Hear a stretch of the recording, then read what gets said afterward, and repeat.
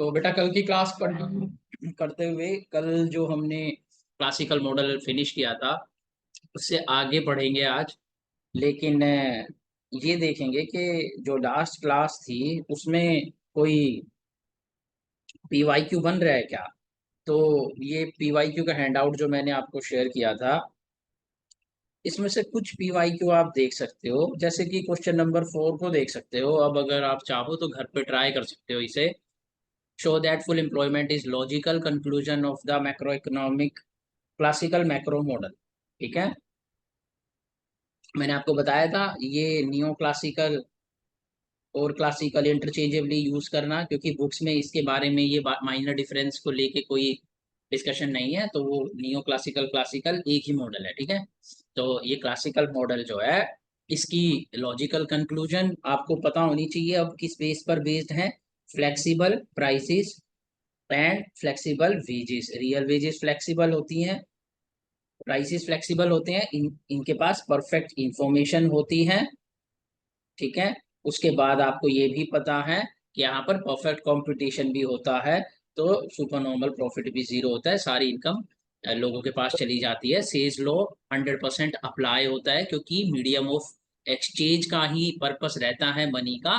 तो इस क्वेश्चन के अंदर अगर आप देखो तो ये तीन चीजें एक साथ मिलकर आपका फुल एम्प्लॉयमेंट इंश्योर करती हैं। सेज लॉ के बारे में इसमें जरूर डिस्कस करो, कैसे सेज लॉ अप्लाई होता है।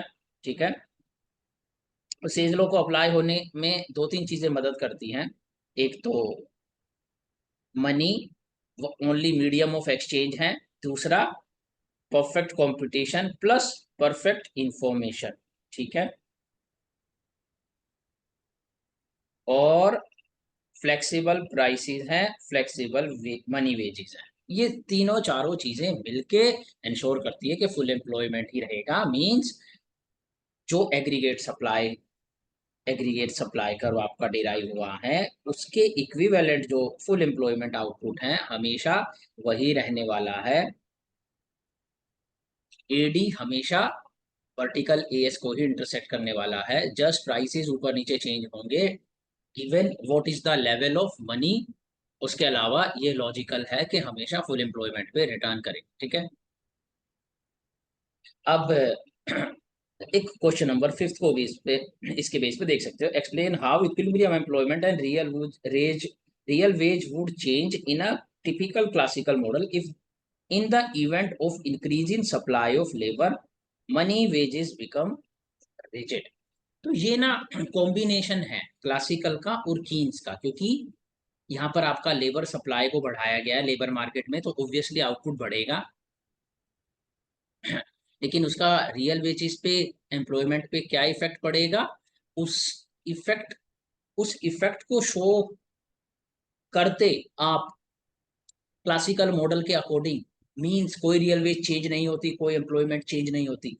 वो चीज इस क्वेश्चन में चेंज हो जाएगी। क्यों? क्योंकि इन्होंने एक अजम्पशन क्लासिकल मॉडल की चेंज कर दी। क्लासिकल मॉडल की एक अजम्पशन क्या थी? वेजेस आर फ्लेक्सिबल, लेकिन क्वेश्चन में इन्होंने वेजेस रिजिड बना दी। तो ये अजम्पशन वेजेस रिजिड है, एजम्पशन चेंज होने के बाद इस क्लासिकल मॉडल का जो लॉजिकल कंक्लूजन है, फुल एम्प्लॉयमेंट मेंटेन होगा, रियल वेजेस वापस से पुराने लेवल पे आ जाएंगी, हमेशा एक कांस्टेंट रियल वेजेस रहेंगी, वो सब चेंज हो जाएगा। ठीक है बेटा, तो ये क्वेश्चन आप 5th क्वेश्चन अभी नहीं अटेम्प्ट कर सकते हो, सिमिलर ही ऐसा 6th क्वेश्चन है, ये 3rd क्वेश्चन है। इसके लिए भी आपको कीन्स चाहिए, क्योंकि देखो एक में एजम्पशन है फ्लेक्सिबल वेजेस, एक में है फिक्स्ड वेजेस। तो फ्लेक्सिबल वेजेस में किनीशियन सिस्टम क्लासिकल सिस्टम अप्लाई होगा, लेकिन फिक्स्ड वेजेस में किनीशियन सिस्टम अप्लाई होगा। तो अब हमें पहले किनीशियन सिस्टम को जानना होगा, तब हम ये क्वेश्चन अटेम्प्ट कर सकते हैं बेटा। ठीक है, नेक्स्ट क्वेश्चन देखो आप, next question question number 7। Discuss the classical dichotomy that money is neutral. इस केस में आपको क्लासिकल मॉडल दिखाना है।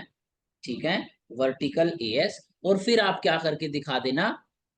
Money money supply MV equal to P Y, ठीक है।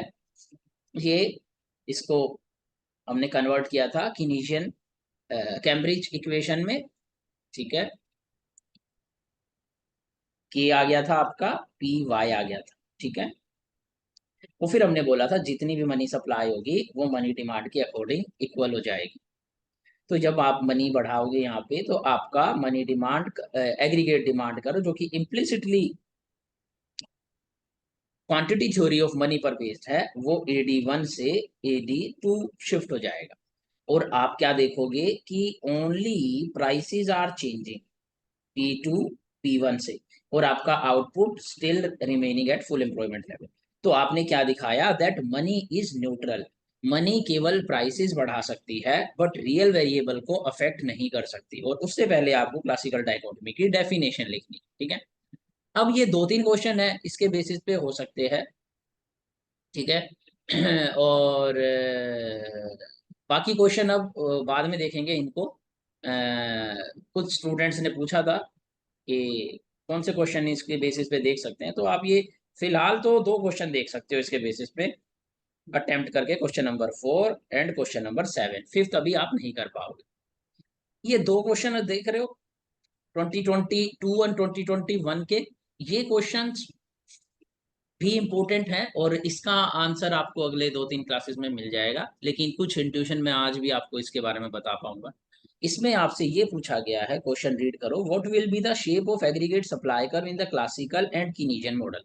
तो बेटा बहुत सिंपल है, क्लासिकल का तो आपको जान ही चुके हो। क्लासिकल मॉडल की एग्रीगेट सप्लाई कर्व की शेप बेटा कैसी होगी, टेल मी।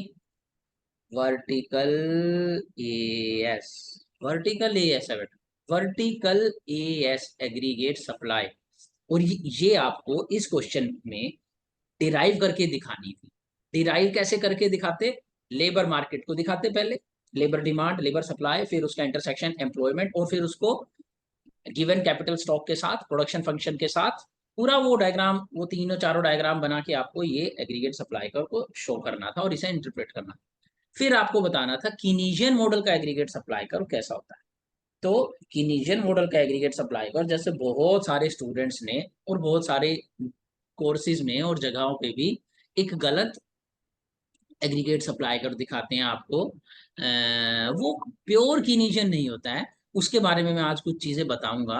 और वो कीनीजियन एग्रीगेट सप्लाई कर्व जो सब लोग जानते हैं वो हॉरिजॉन्टल। तो students often confuse that aggregate supply curve of Keynesian system is horizontal, means एक गिवन प्राइस पे कितनी भी सप्लाई प्रोड्यूस करी जा सकती है। However exact Keynesian aggregate supply curve बेटा ऐसा होता है, some part rising and then it becomes vertical after full employment. तो ये जो फुल एम्प्लॉयमेंट है ना, यहाँ पर तो ये वर्टिकल बन जाएगा, लेकिन जब तक ये फुल एम्प्लॉयमेंट पे नहीं पहुंचते हैं तो ना सिर्फ प्राइसेस चेंज होंगे, बल्कि पी बार तक ना सिर्फ प्राइसेस चेंज होंगे बट आउटपुट भी इंक्रीज हो रहा है। तो ये आपका true Keynesian aggregate supply curve है। इसको डिराइव हम और अगली 1-2 क्लासेस में करेंगे, तब आप ये क्वेश्चन कर पाओगे, क्वेश्चन नंबर 1। और क्वेश्चन नंबर 2 को देखो, show the difference in underlying expectation lead to differences in Keynesian and classical aggregate supply curve. अब क्या एक्सपेक्टेशन थी, परफेक्ट इंफॉर्मेशन की भी एक्सपेक्टेशन है, परफेक्ट कंपटीशन भी है। इन्हीं सारी चीजों की वजह से क्लासिकल एग्रीगेट सप्लाई कर वर्टिकल बनता है। कीनीजियन के अंदर क्या एक्सपेक्टेशंस हैं वो चीज हमें बतानी होगी सेकंड क्वेश्चन में। तो ये सेकंड क्वेश्चन अभी नहीं कर सकते हैं, लेकिन आपको ये हिंट मिल गया होगा कि दोनों क्वेश्चन में केवल यही पूछा गया है कि आप हमें ये बता दो कि क्लासिकल मॉडल के अंदर एग्रीगेट सप्लाई कर क्या है और कीनीशियन मॉडल के अंदर एग्रीगेट सप्लाई कर्व क्या है।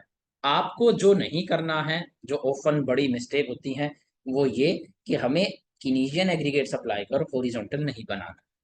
ये aggregate supply curve bastard Keynesian, bastard Keynesians का होता है। अब ये बास्टर्ड कीनीशियंस के बारे में हम आज डिस्कशन करेंगे।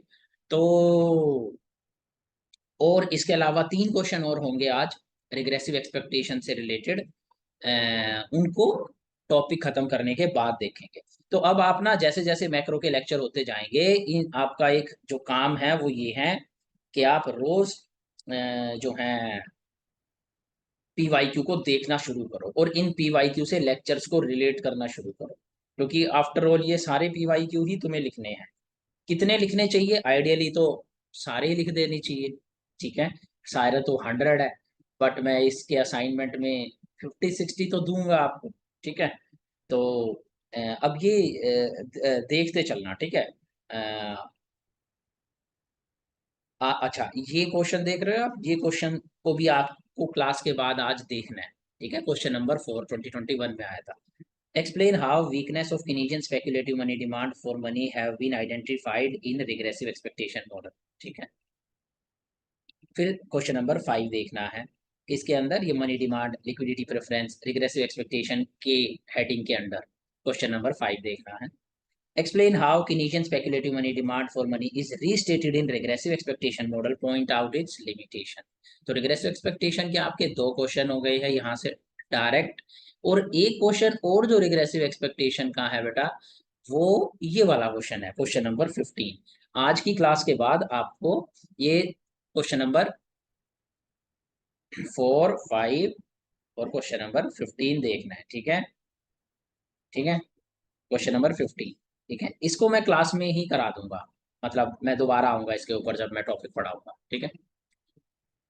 अब हम चलते हैं अपना टॉपिक पे, ठीक है।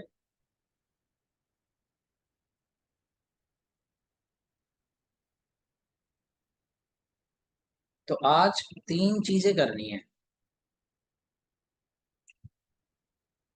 एक तो circular flow of circular flow of income का डायग्राम मैं आपको ज्यादा कॉम्प्रिहेंसिवली दिखाऊंगा, जो मैं पहले दो लेक्चर्स में जल्दी जल्दी बस एक पहले दो लेक्चर्स में जो इंट्रोडक्टरी लेक्चर्स थे उसमें मैंने सर्कुलर फ्लो ऑफ इनकम के बारे में बात किया था। आज मैं थोड़ा एक कॉम्प्रिहेंसिव डायग्राम आपको दिखाऊंगा। तो एक सर्कुलर फ्लो ऑफ इनकम को हम क्विकली देखेंगे, ठीक है, एक टॉपिक। और इस सर्कुलर फ्लो ऑफ इनकम से ही हम ये पता लगाने की कोशिश करेंगे कि क्यों क्लासिकल सिस्टम के अलावा हमें कीनीशियन सिस्टम ऑफ मैक्रो इकोनॉमिक्स पढ़ने की जरूरत है। इसी के अंदर सर्कुलर फ्लो ऑफ इनकम में मैं आपको ये दिखाऊंगा कि कहाँ पर क्लासिकल सिस्टम फेल हो रहा है, ठीक है। कहाँ पर प्रॉब्लम आ सकती है उसके अंदर, मैं उसकी वीक स्पॉट आपको दिखाऊंगा क्लासिकल का, जो कि फिर जिसको कीन्स एक्सप्लॉइट करेगा अपनी थ्योरी देने में। सेकंड जो टॉपिक होगा हमारा वो होगा प्योर कीनीशियन वर्सेस बास्टर्ड कीनीशियन, ठीक है।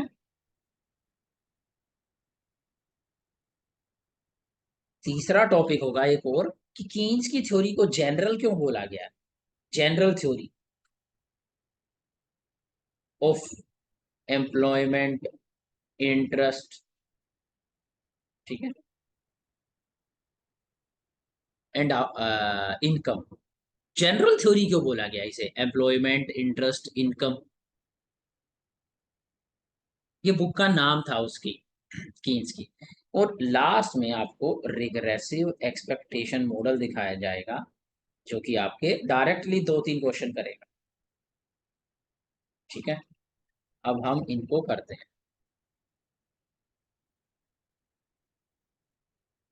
ठीक है।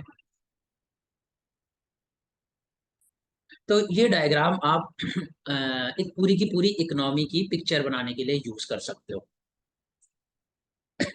तो इसको जल्दी से रिवाइज करके दिखाता हूं मैं आपको कि सिस्टम में प्रॉब्लम कहाँ आएगी क्लासिकल के। तो ये तो आपको पता है, प्रॉफिट की सिंबल मैं यूज करता हूँ, प्रॉफिट इक्वल टू जीरो, तो परफेक्ट कंपटीशन, ठीक है, हमने एज्यूम कर लिया मॉडल में। और आउटपुट कितना प्रोड्यूस होगा उसके लिए आपको लेबर चाहिए और कैपिटल चाहिए, ठीक है। के बार मैंने एक कैपिटल स्टॉक एज्यूम कर लिया। अब मैं आपको एक simple circular flow of income बता रहा हूँ, कैसे घूम के सारे सिस्टम में इनकम काम करती है। इसके अंदर कुछ अजम्पशन है, एक तो ये कि ये क्लोज्ड इकोनॉमी है, ठीक है। चाहे तो इसे ओपन इकोनॉमी भी कर सकते थे, लेकिन सिंप्लीफिकेशन के लिए हम क्लोज्ड कर रहे हैं। इसका मतलब इस इकोनॉमी में एक्सपोर्ट माइनस इंपोर्ट ये सब नहीं होता है, एक्सपोर्ट इंपोर्ट नहीं है बेटा यहाँ पे। ठीक है, सिर्फ गवर्नमेंट है, तीन चीजें हैं, एक हाउस होल्ड होगा जो कंज्यूम करेगा, एक इन्वेस्टर होगा जो इन्वेस्ट करेगा, और एक गवर्नमेंट होगी। यानी ये तो इंडस्ट्रियलिस्ट क्लास हमारी जो गुड्स को प्रोड्यूस करती है, ये गवर्नमेंट, और ये हमारे कंज्यूमर्स जो कंज्यूम करते हैं, लेबरर्स। ठीक है, अब मैं एज्यूम कर लेता हूँ कि यहाँ पर certain level of output produce हुआ होगा। आप कोई भी नंबर दे सकते हो, 1000 नंबर दे सकते हो, और उस 1000 में से मैं ये कह सकता हूँ कि 500 हमने कैपिटल को दे दिया होगा, 1000 प्रॉफिट प्रोड्यूस हुआ होगा।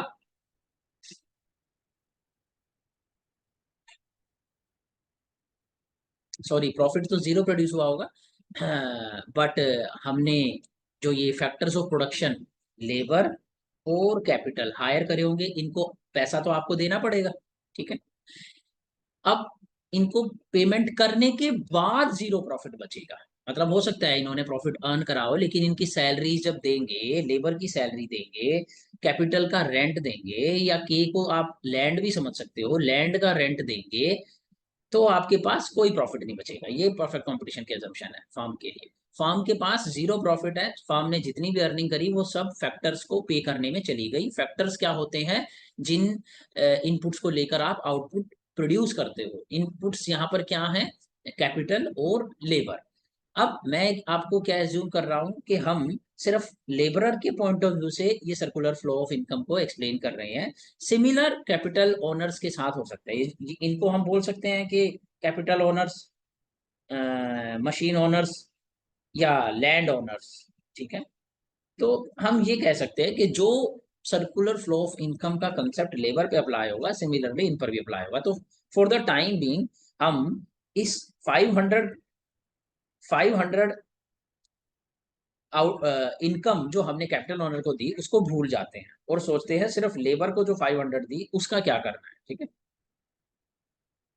ठीक है बेटा, लेबर को जो दी गई है ना उसका क्या करना है, हम इसके बारे में सोच रहे हैं। सिर्फ जो लेबर को 500 दी गई है, अब देखो लेबर को 500 फैक्टर पेमेंट दी गई। ठीक है, और ये ध्यान रहे ये रियल वेज है।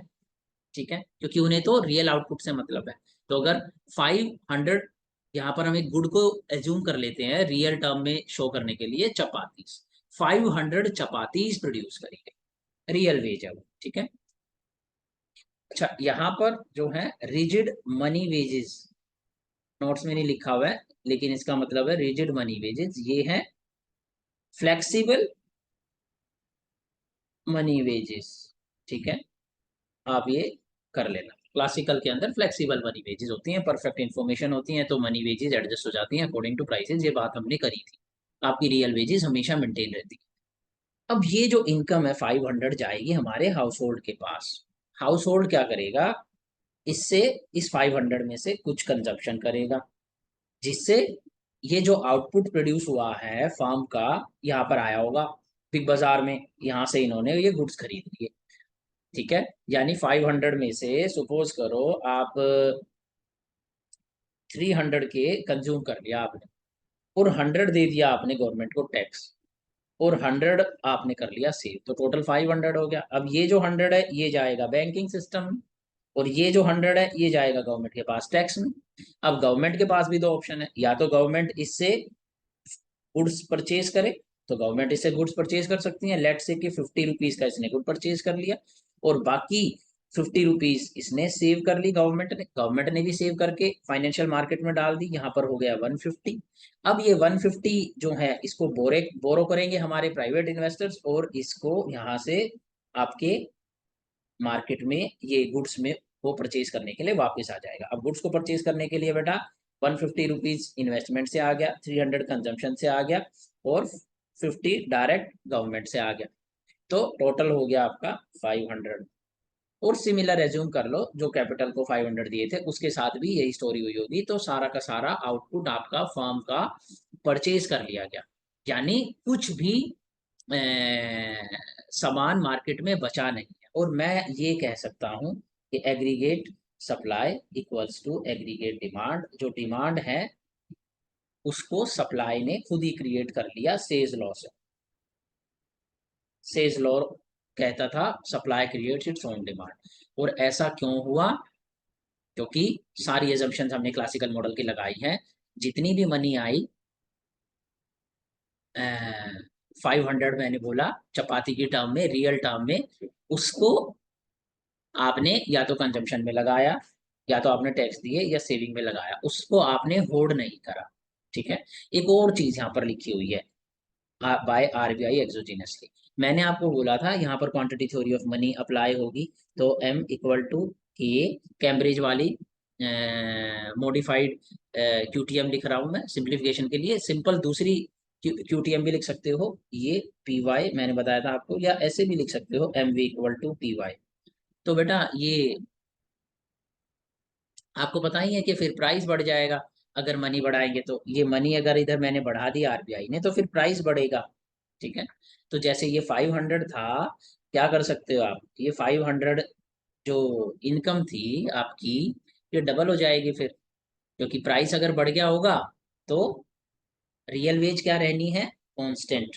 ठीक है।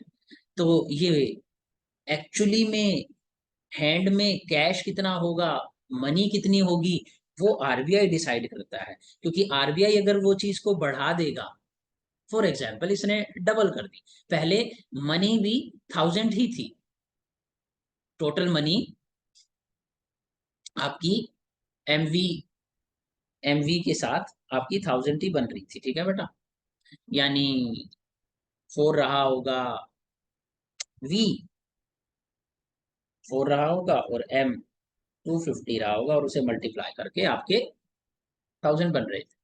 अब वी तो चेंज होता नहीं है, आपको पता है कांस्टेंट है। तो अगर ये इसको डबल कर दे 500, तो बेटा 4, तो ये 2000 हो जाएगा। अब 2000 हो जाएगी मनी सर्कुलेट कर रही है, तो आउटपुट तो कितना प्रोड्यूस हुआ है, 1000 ही प्रोड्यूस हुआ है। और उसको परचेज करने के लिए मनी कितनी चेज कर रही है, डबल। तो उसका प्राइसेस भी डबल हो जाएगा। इस प्राइसेस को डबल होने के बाद लेबर परफेक्ट इंफॉर्मेशन है उसके पास, तो वो अपनी वेजेस को भी डबल कर देगी। और आपका ये जो इनकम है, ये भले ही नॉमिनल टर्म में अगर आप बोलो तो 1000 हो जाएगी, बट एक्चुअली में चपाती तो 500 ही की इनकम है। अगर रियल टर्म में बोलो तो 500 ही रहेंगी, क्योंकि चपाती का प्राइस भी इंक्रीज हो गया है।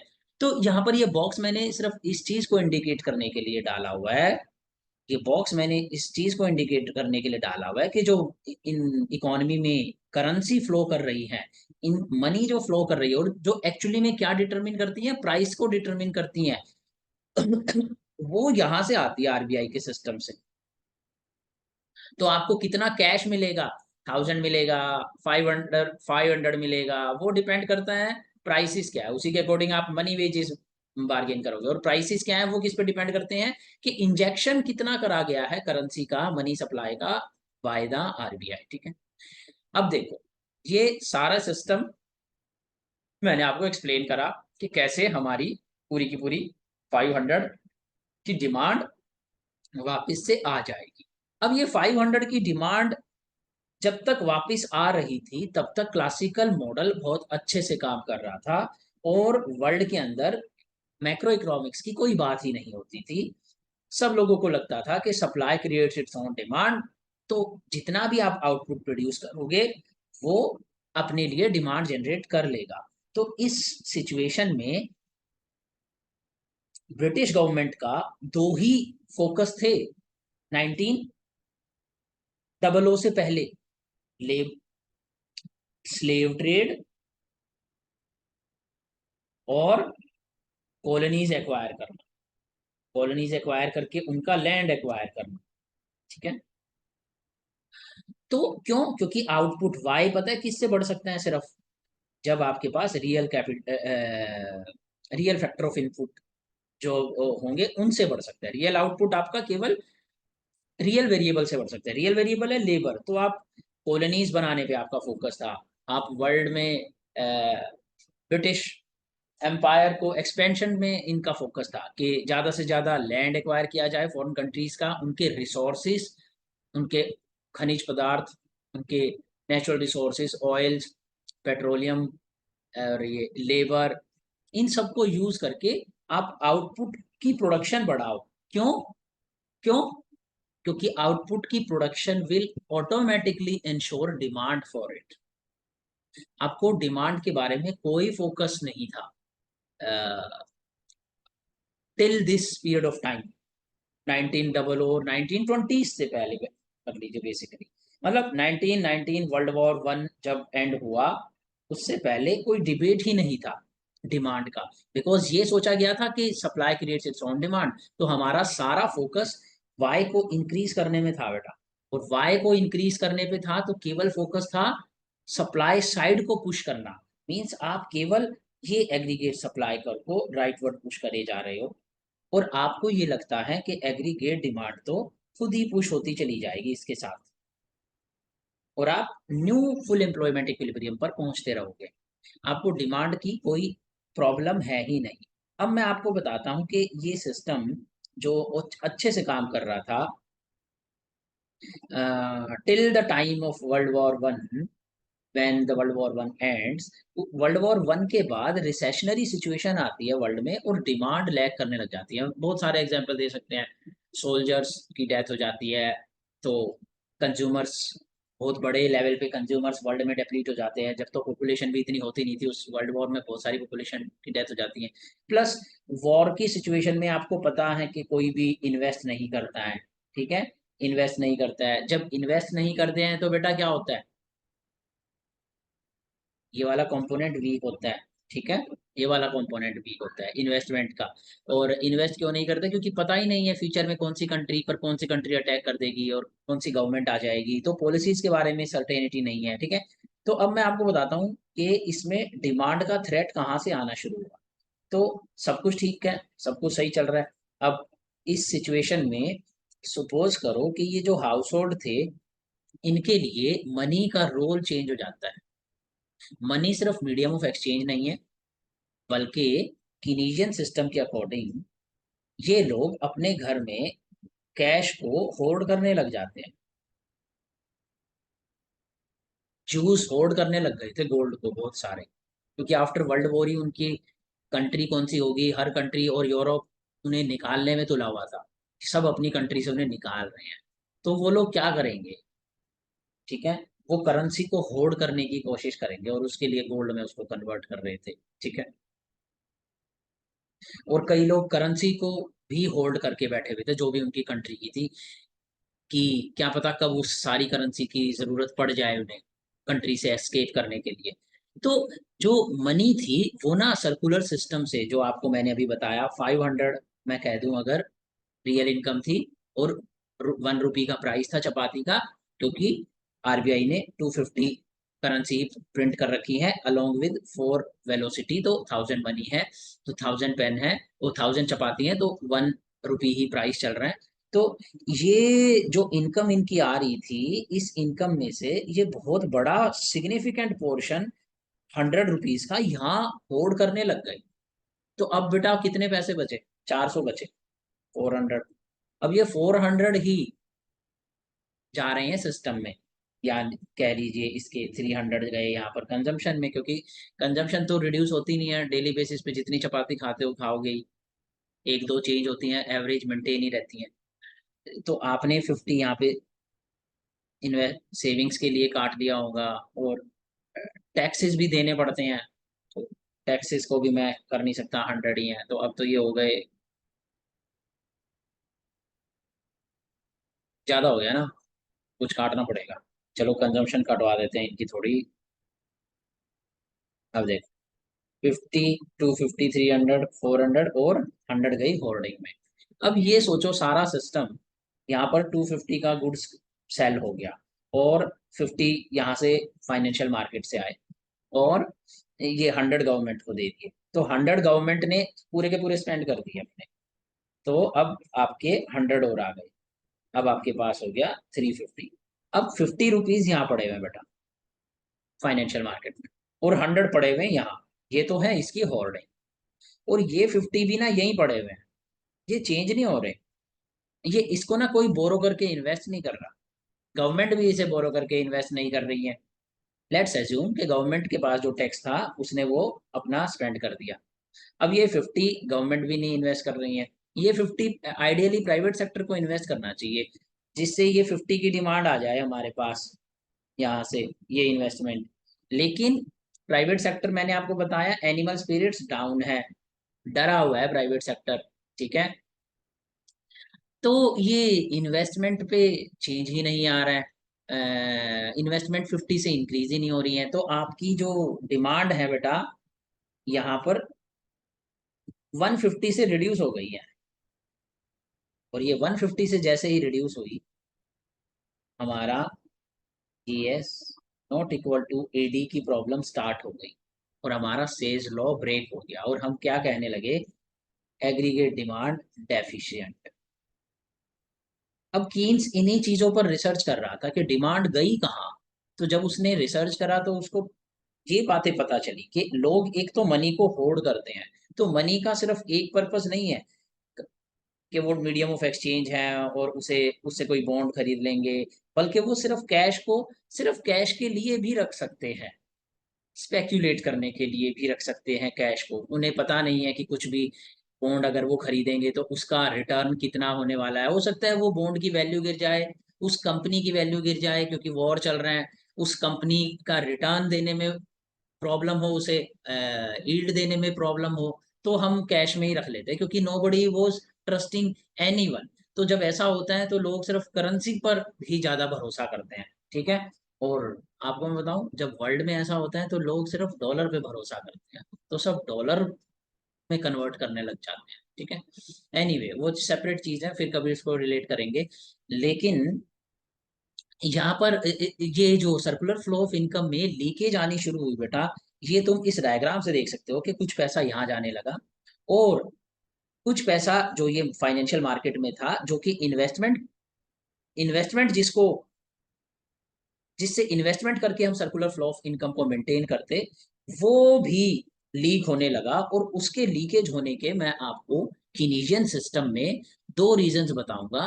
कीन्स ने इस पर रिसर्च करना शुरू किया कि क्यों इन्वेस्टमेंट स्टक हो सकती हैं, और उसको दो रीजन मिले। एक तो एनिमल स्पिरिट डाउन, और इसको बी इक्वल टू मैंने जीरो रखा लिखा है, ठीक है। इसको मैं थोड़ी देर में बताऊंगा ये बी इक्वल टू जीरो क्या है।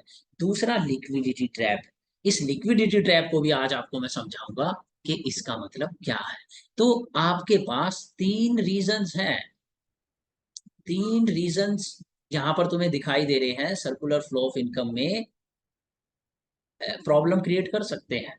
और मैं आपको ये भी दिखाऊंगा कि ये जो होर्डिंग ऑफ कैश है, ये ये लिक्विडिटी ट्रैप से कैसे रिलेटेड है। एक्चुअली लिक्विडिटी ट्रैप इसी की वजह से होता है,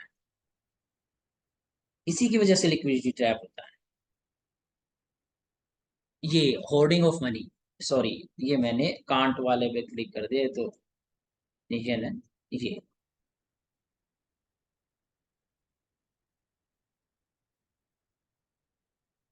ये कीनीजियन सिस्टम में लिक्विडिटी ट्रैप की प्रॉब्लम यहाँ से अराइज होती है। तो आज आपको जो रिग्रेसिव एक्सपेक्टेशन मॉडल दिखाया जाएगा, वो इसी लिंक को बताएगा कि कैसे मनी होर्डिंग होने की वजह से लिक्विडिटी ट्रैप हो सकता है, और उसकी वजह से इन्वेस्टमेंट स्टक हो सकती है, ठीक है। और इन्वेस्टमेंट अगर नहीं हुई तो यहाँ पर क्या रह जाएगी बेटा, ये वर्ड बार बार डॉन वोशन फिशर में पढ़ने को मिलेगा और इकोनॉमिक्स में पढ़ने को मिलेगा, इन्वेंट्री।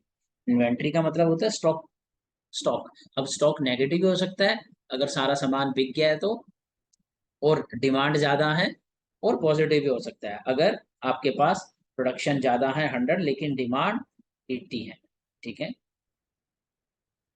जो कि लेस देन है। और यहीं से एक टर्म निकल के आती है इफेक्टिव डिमांड। तो कीन्स इस वर्ड को भी यूज करता है, इफेक्टिव डिमांड। वो ये कहता है कि डिमांड मैटर नहीं करती है, इफेक्टिव डिमांड मैटर करती है। इफेक्टिव डिमांड क्या है, आप सोच रहे हो आपकी डिमांड 100 प्रोडक्शन कर दिया आपने, 1000 प्रोड्यूस कर दिया, तो आपकी डिमांड 1000 ही होगी as per Say's law, supply created on demand. But ऐसा नहीं है, इफेक्टिव डिमांड कितनी होगी वो इन बातों पे निर्भर करता है कि क्या लोग मनी को होल्ड कर रहे हैं, क्या एनिमल स्पिरिट डाउन है, क्या लिक्विडिटी ट्रैप है। अगर ऐसा है तो जो डिमांड है, जरूरी नहीं है वो supply created on demand as per Say's law 1000 ही होगी, वो कम हो सकती है। वो जितनी होगी उसको हम इफेक्टिव डिमांड बोलते हैं, और जितनी इफेक्टिव डिमांड होगी उतनी ही जीडीपी होगी। अब आप खुद सोचिए, इस टर्म को थोड़ा सा मैं इसलिए इलेबोरेट कर रहा हूँ क्योंकि इसमें कंफ्यूजन रहती है, बाद में ये नहीं होगी। और आगे चलते हैं फिर हम बताते हैं आपको। लेकिन इससे पहले आप खुद अंदाजा लगाइए, सोचिए इस बात को कि आपने 1000 प्रोड्यूस करी थी चपाती, 500 तो चलो कैपिटल वालों को हम for the time being ceteris paribus बस समझ के ये सोच रहे हैं कि उन्होंने तो सारे के सारे 500 चपातीस की डिमांड कर, बच गई थी लेबर 500। अब इसमें आपने देखा 100 की लीकेज यहाँ हुई और 50 की लीकेज एनिमल स्पिरिट्स डाउन की वजह से प्राइवेट सेक्टर ने नहीं की, तो यहाँ से आई 350। अब बेटा चपातीस की डिमांड कितनी है, 350 प्लस 500 इक्वल टू 850, 850 एडी, और एएस कितना है 1000, तो ये ज्यादा है। तो बेटा 150 क्या हो गई, पॉजिटिव इन्वेंट्री। अब आप मुझे बताओ, जब 150 चपातीस प्रोड्यूस ही नहीं हुई, वो सेल ही नहीं हुई, तो हमारे इन्वेस्टर्स, हमारे प्रोड्यूसर्स, यहाँ पर जो प्रोडक्शन करने वाली फार्म्स है, 1000 चपाती क्यों प्रोड्यूस करेंगी जब 150 की डिमांड ही नहीं है? तो वो क्या प्रोड्यूस करेंगी नेक्स्ट साइकिल में, 850। तो आपके देश की जीडीपी कितनी हो जाएगी, 850। तो आपने यहाँ पर क्या देखा कि output supply created on demand Say's law के अकॉर्डिंग देश की जीडीपी नहीं होती। देश की जीडीपी होती है इफेक्टिव डिमांड पर बेस। इफेक्टिव डिमांड कितनी है, इफेक्टिव डिमांड तो आपकी यहाँ पर 850 है। 850 क्यों हुई, उसके रीजंस जानना चाहता था कीन्स, और उन रीजंस को जानने के लिए कीन्स ने रिसर्च शुरू किया, और कीन्स को ये पता चला कि लोग होर्ड कर रहे हैं 100 से मनी, और 50 फाइनेंशियल मार्केट में पड़े हुए हैं लेकिन इन्वेस्टर इन्वेस्ट नहीं कर रहे हैं। और यहाँ से आपकी ये स्टोरी शुरू होती है कीनीशियनिज्म की, और अब इसके बारे में हम आगे बढ़ते हैं, ठीक है। अभी तक इसमें सब कुछ समझ में आया ही होगा आई थिंक, कुछ ऐसी बात नहीं है, सिंपल ये डायग्राम है, ये इसलिए बनाया था मैंने कि आपको एक कॉम्प्रिहेंसिव पिक्चर दिखाई दे। अब आप ना इस इन्वेस्टमेंट के बारे में थोड़ी बातें कर लो। ये ये इन्वेस्टमेंट कैसी होती है, ठीक है। इन्वेस्टमेंट, इसको आप लिख सकते हो, हालांकि ये बाद में बहुत बार आएगा, ना भी लिखो तो, बट यहाँ पर मैं ऐसे एक्सप्लेन कर रहा हूँ, ठीक है बेटा। ये दो कंपोनेंट है इन्वेस्टमेंट के, ठीक है। इन दो कंपोनेंट पर निर्भर करती है इन्वेस्टमेंट। ये जो आय बार है, इसको बोलते हैं हम एनिमल स्पिरिट पर डिपेंड कर, ठीक है। तो ये वाले कंपोनेंट को आप कहते हो कि इंटरेस्ट पर इन्वेस्टमेंट डिपेंड करती है, इंटरेस्ट रेट पर। ये आई जो है यहाँ पे इंटरेस्ट रेट दिखा रहा है। तो देखो, आय अगर रिड्यूस होगा तो इसका मतलब क्या होगा, आय नेगेटिव में जाएगा, नेगेटिव नेगेटिव पॉजिटिव हो जाएगा, तो आपकी इन्वेस्टमेंट टोटल बढ़ेगी, ये पूरी इन्वेस्टमेंट बढ़ेगी, क्योंकि सिंबल सामने नेगेटिव है। तो अगर आय रिड्यूस होता है तो नेगेटिव नेगेटिव पॉजिटिव, तो आपकी इन्वेस्टमेंट बढ़ेगी। तो अब आप ये इसको मैं एक एग्जाम्पल से बताता हूँ, ठीक है। अब आप समझ लीजिए ये आपका इन्वेस्टमेंट शेड्यूल है, ठीक है। ये आपका इन्वेस्टमेंट शेड्यूल, ये फिलहाल आपकी कंट्री में 5% रेट ऑफ इंटरेस्ट चल रहा है, ठीक है। और आपके जो इन्वेस्टर्स हैं उनका, वही लोनेबल फंड थ्योरी में भी तो था ना बेटा इन्वेस्टमेंट शेड्यूल, वही है ये, ठीक है। इसमें अगर रेट ऑफ इंटरेस्ट आपका रिड्यूस हो जाए, 2% आ जाए, तो आपकी इन्वेस्टमेंट पहले ये 100 करोड़ थी, तो अब ये 200 करोड़ हो जाएगी, ठीक है, ठीक है। अच्छा, अगर मैं बोल रहा हूँ कि रेट ऑफ इंटरेस्ट 5% ही रहे, और मैं चाहता हूँ कि मेरा इन्वेस्टमेंट शेड्यूल राइटवर्ड शिफ्ट हो जाए, और मतलब कि सेम रेट ऑफ इंटरेस्ट पे आपकी इन्वेस्टमेंट जो है 250 करोड़ हो जाए, तो इसमें राइटवर्ड जो शिफ्ट हुआ है वो मूवमेंट अलोंग द कर्व नहीं है इन्वेस्टमेंट की, वो ये शिफ्ट हुआ है आई बार, एनिमल स्पिरिट। सडनली लोगों को ये लगने लगा कि फ्यूचर में एक पर्टिकुलर बिजनेस में, रेस्टोरेंट्स में या ईवी, इलेक्ट्रिकल व्हीकल्स का जमाना आने वाला है, इलेक्ट्रिकल व्हीकल्स की डिमांड बढ़ने वाली है, तो उस बिजनेस में प्रॉफिट होने वाला है।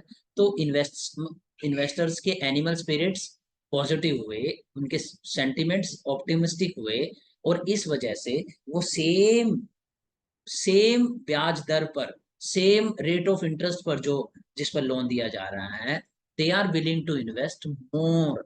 तो ये आए बार आपका शिफ्ट हो जाएगा, मींस वही रेट ऑफ इंटरेस्ट पे आप 100 की बजाय 250 कर रहे हो, तो आपका आय बार 150 करोड़ से राइज कर गया।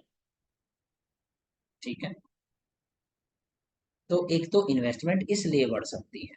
अब सोचो कि ये बढ़ने के बाद आपका रेट ऑफ इंटरेस्ट भी नीचे आता है, 2% पे आ जाता है। तो ये हो सकता है अब 300 करोड़ हो गई टोटल इन्वेस्ट। तो अब क्या है, 150 करोड़ तो यहाँ से बढ़ गई।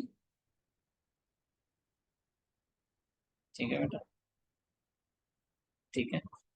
तो 250 करोड़ हो गई थी ये, और 50 करोड़ यहाँ से बढ़ गई, क्योंकि आय जो है नेगेटिव हुआ, रिड्यूस हुआ तो पॉजिटिव। तो अब आपको ये समझना है कि अगर एनिमल स्पिरिट्स डाउन हुए तो कैसे ये राइट वर्ड और लेफ्ट वर्ड शिफ्ट हो सकता है। तो यहाँ पर अगर एनिमल स्पिरिट्स डाउन हुए हैं बेटा, तो ये लेफ्ट वर्ड शिफ्ट हो गया होगा इन्वेस्टमेंट। ठीक है। अच्छा, अब मैं आपको क्या कहना चाहता हूँ कि एनिमल स्पिरिट्स आपकी इन्वेस्टमेंट्स को वोलेटाइल बनाता है, तो इन्वेस्टमेंट कभी भी गिर सकती है। जब वो इन्वेस्टमेंट गिर जाती है तो सर्कुलर फ्लो ऑफ इनकम में प्रॉब्लम शुरू हो जाती है। At the same time Keynes क्या कहता है, एक और प्रॉब्लम भी अराइज होती है। कीन्स ये कहता है कि जब रिसेशन वाली सिचुएशन आती है तो ना सिर्फ एनिमल स्पिरिट्स इस ऑटोनोमस इन्वेस्टमेंट को रिड्यूस कर देते हैं डाउन, बल्कि ये जो रिलेशन है ना, बी, बी देख रहे हो बेटा आप, ये रिलेशन बी, इसको ये लोग जीरो बना देते हैं,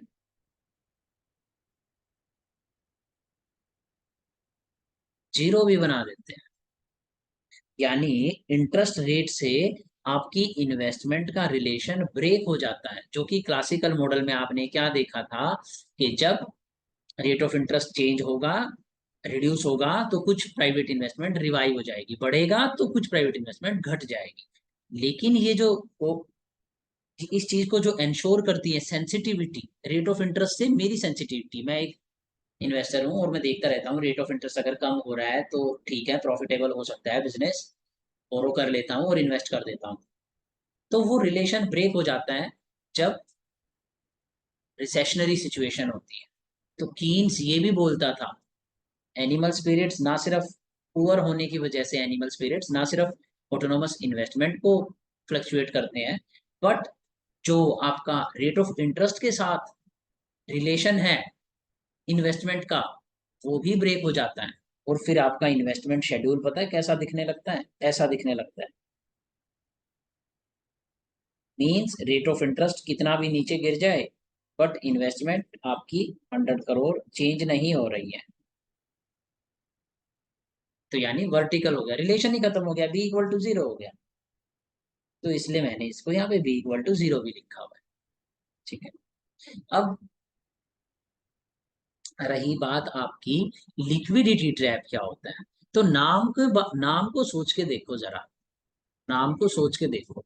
नाम का मतलब है लिक्विड, और ट्रैप फंस जाना। लिक्विडिटी ट्रैप का मतलब होता है कि आप सारे के सारे अपनी इनकम लिक्विड रख रहे हो। लिक्विड का मतलब क्या होता है, सारा कैश में रख रहे हो। ठीक है। आप उसको बॉन्ड में नहीं रख रहे हो। उसमें उसको बिल्कुल भी बॉन्ड में नहीं रख रहे हो। आपके पास इनकम है, जैसे मेरे पास 100 रुपीज की इनकम है, तो मैं उसको कुछ जो है उसके कुछ मैंने बॉन्ड्स खरीद रखे हैं, कुछ गोल्ड खरीद रखा है, और कुछ लैंड खरीद रखा है, और कुछ मेरे पास कैश में है। लिक्विडिटी ट्रैप में क्या होता है कि आप सारी इन चीजों पर पैसा स्पेंड करना बंद कर देते हो। आप ना बॉन्ड बाय करते हो, ना गोल्ड, ना कुछ और एसेट, सारा का सारा कैश में रखे हो। ठीक है, तो इसको लिक्विडिटी ट्रैप बोलते हैं। ऐसा कब होता है ये हमें जानना है। जब ऐसा होगा तो इमेजिन करो, इमेजिन करो, इमेजिन करो, जब ऐसा होगा तो इसका मतलब बॉन्ड्स की डिमांड खत्म, कोई बॉन्ड को नहीं खरीद रहा। और जब किसी चीज की डिमांड खत्म हो जाए तो उसका प्राइस में चेंज आना खत्म। जब प्राइस में चेंज आना खत्म हो जाएगा तो बॉन्ड बॉन्ड का बेसिकली प्राइस होता क्या है, किस चीज से उसे मेजर करते हैं? मतलब जब भी बॉन्ड का प्राइस ऊपर नीचे जाता है तो उसकी yield, rate of interest change होती है। अब वो रेट ऑफ इंटरेस्ट अगर चेंज होना बंद हो जाएगी तो आपकी ये वाला कंपोनेंट इन्वेस्टमेंट का, पीआई वाला, ये कंपोनेंट डेड हो जाएगा, क्योंकि रेट ऑफ इंटरेस्ट चेंज ही नहीं हो रहा है। रेट ऑफ इंटरेस्ट तो जब चेंज होता है जब मार्केट में लोनेबल फंड को याद करो, वो बॉन्ड्स बाय करना और बॉन्ड सेल करना, उसके डिमांड और सप्लाई कर्व अगर चेंज ना हो तो रेट ऑफ इंटरेस्ट सेम ही स्टक रहेगा। जब वो सेम स्टक रहेगा तो इंटरेस्ट रेट में कोई चेंज नहीं आएगा, और इंटरेस्ट रेट में चेंज नहीं आएगा, तो ये जो इन्वेस्टमेंट का कंपोनेंट है, इंड्यूस्ड इन्वेस्टमेंट इसे बोलते हैं। इसको बोलते हैं ऑटोनोमस इन्वेस्टमेंट, इसको बोलते हैं इंड्यूस्ड इन्वेस्टमेंट। इसमें कोई चेंज नहीं आएगा।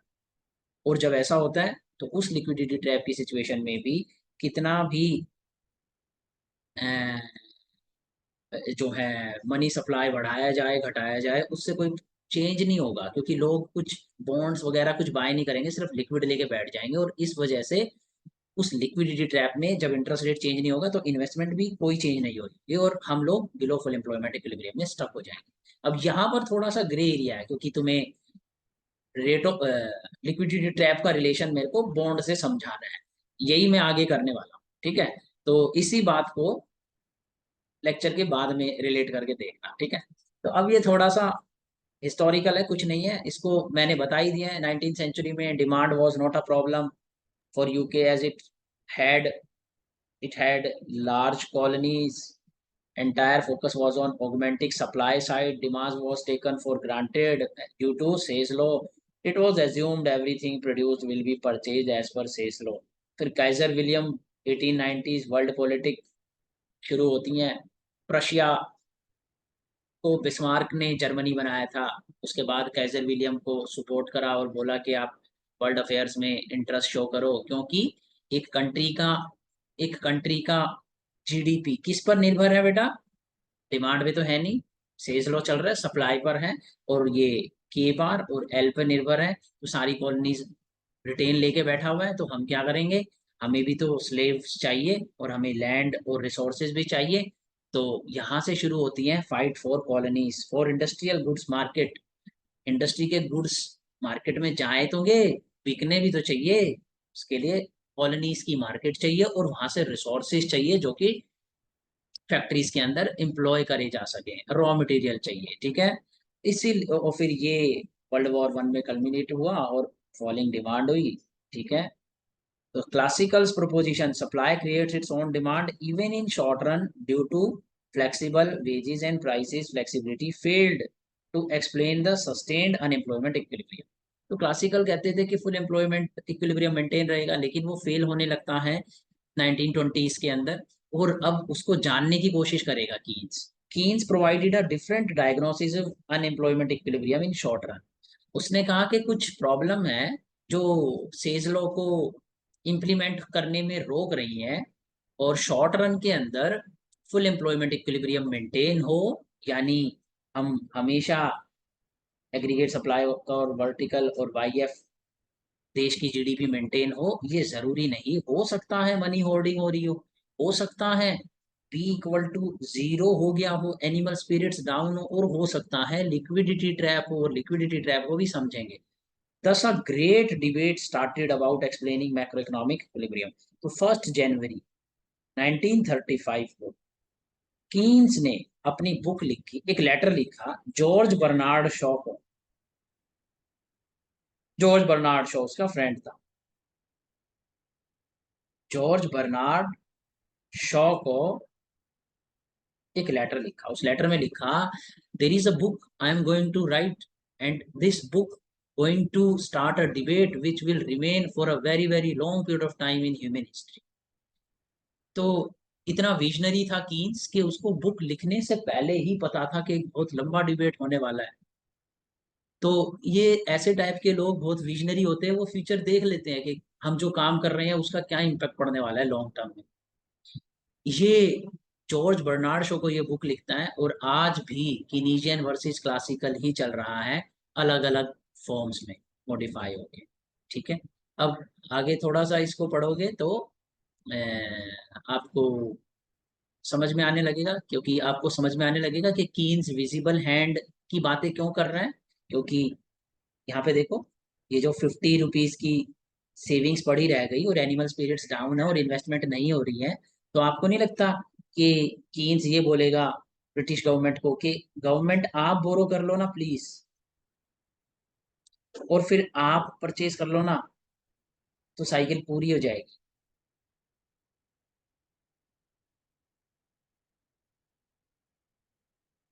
और क्योंकि मनी कुछ यहाँ पर चली गई है, 100 मनी कुछ यहाँ चली गई है, तो हम क्या करते हैं कि गवर्नमेंट ना सिर्फ 150 बल्कि और 100 की भी इन्वेस्टमेंट कर देती है, और इसको हम यहाँ से पैसे ले लेते हैं प्रिंट करके, डेफिसिट फाइनेंसिंग, और इससे हमारी साइकिल पूरी हो जाएगी। किसकी? 500 चपातीस की, और फुल एम्प्लॉयमेंट पे पहुंच जाएंगे। इसीलिए बगैर गवर्नमेंट के विजिबल हैंड के पॉसिबल नहीं है। जी क्या है? फिजिकल पॉलिसी है ना बेटा। ये मार्केट से बोरो कर लिया, यहाँ से आरबीआई से डेफिसिट फाइनेंसिंग प्रिंटिंग करा ली। और हमारा पर्पस क्या है कि सारे गुड्स मार्केट में परचेज हो जाए। अगर सारे गुड्स मार्केट में परचेज हो जाएंगे तो फुल एम्प्लॉयमेंट पे पहुंच जाएंगे। मैंने आपको पहले ही दिन कहा था, सारा मुद्दा ये है, ये मेंटेन रखना है बस, किसी भी तरीके से। अब कीन्स के पास और कोई ऑप्शन नहीं है, जब यहाँ पर 100 की लीकेज है और प्राइवेट सेक्टर इन्वेस्ट नहीं कर रहे हैं, तो गवर्नमेंट विजिबल हैंड यानी free market invisible hand, laces fair has failed, now the government intervention is needed. अब इस चीज को आप पढ़ोगे, classical think that whatever output is produced going to be purchased, so full employment equilibrium sustains. This is because in perfect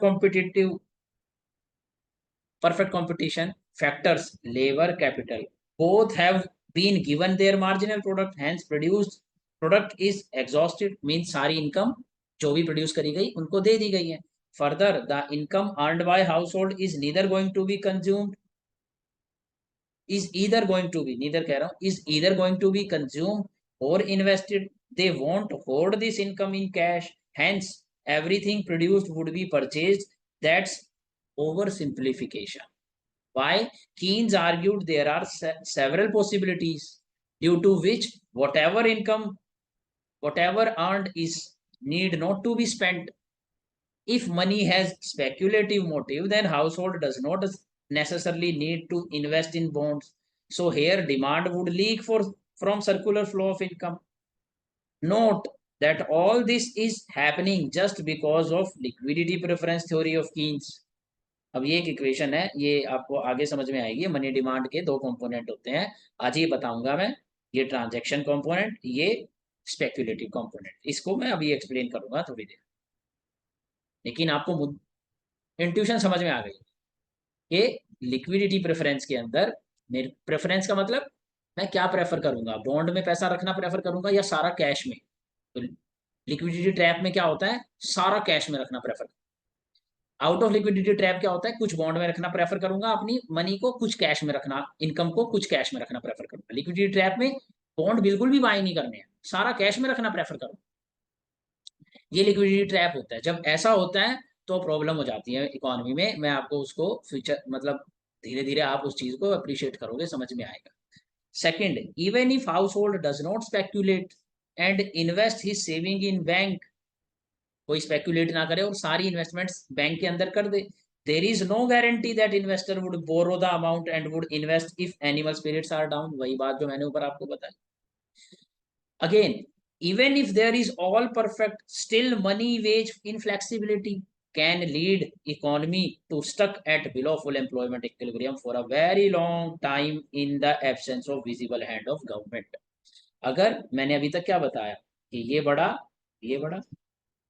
और ये भी बताया ये गिरा तो ये भी गिरा, लेकिन अगर ऐसा हो तो कि पी गिर जाए और ये ना गिरे, फिर क्या सिचुएशन होगी बेटा?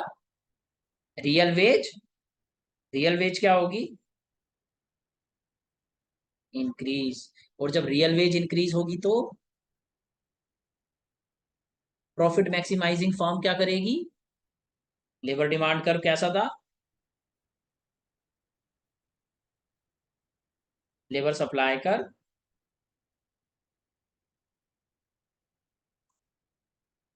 यहां पर मैं मनी वेज रख रहा हूं, ये वीएमपीएल है, value of marginal product of labour, MPL into price P2। अब ये रिड्यूस हो जाए अगर तो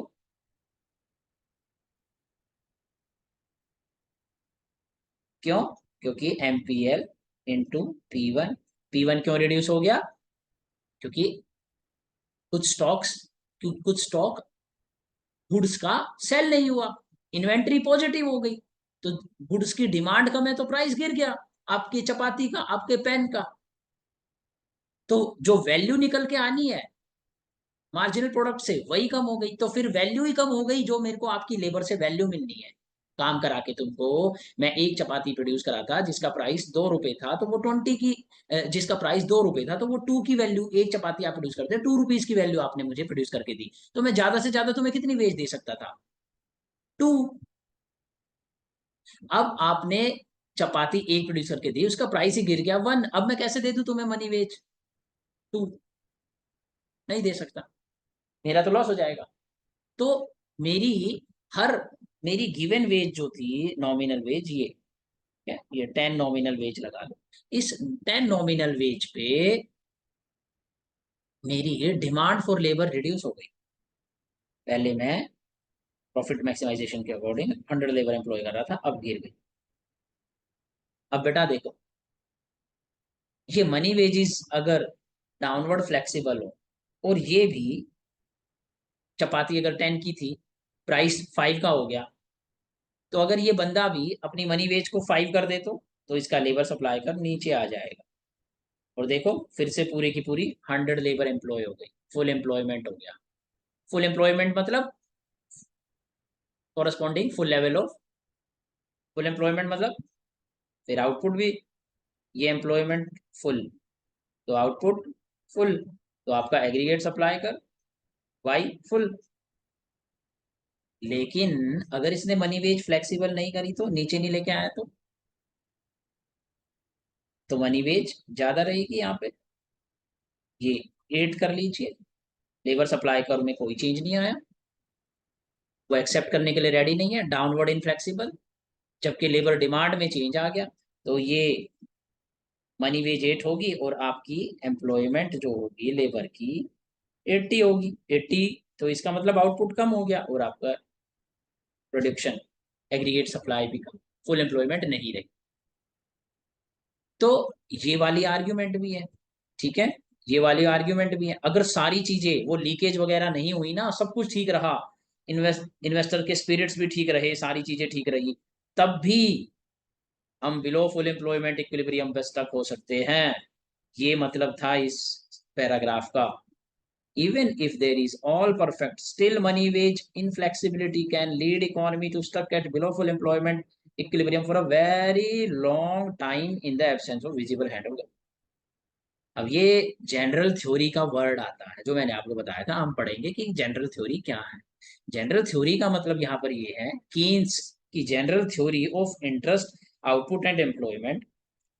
कीन्स क्या कहता है, generally generally we are always below full employment equilibrium. और ऐसा क्यों? क्योंकि पॉसिबिलिटी बहुत ज्यादा है कि या तो लिक्विडिटी ट्रैप होगा, या तो B equal to zero, animal spirits down होंगे, या तो स्पेक्युलेटिव मनी डिमांड की वजह से होर्डिंग ऑफ मनी होगी तो सर्कुलर फ्लो ऑफ इनकम में लीकेज होगी, या तो वेजेस डाउनवर्ड इनफ्लेक्सिबल होगी। अब इतनी सारी पॉसिबिलिटीज हैं, जब भी ये होंगी तो जनरली क्या होगा, below full employment equilibrium. Classical कहते थे generally full employment equilibrium persist करता है, और बिलो फुल एम्प्लॉयमेंट इक्विलिब्रियम कभी कभार जाता है, और वो जल्दी से एडजस्ट होके वापिस आ जाता है। कैसे? कल आपने देखा था लास्ट क्लास में।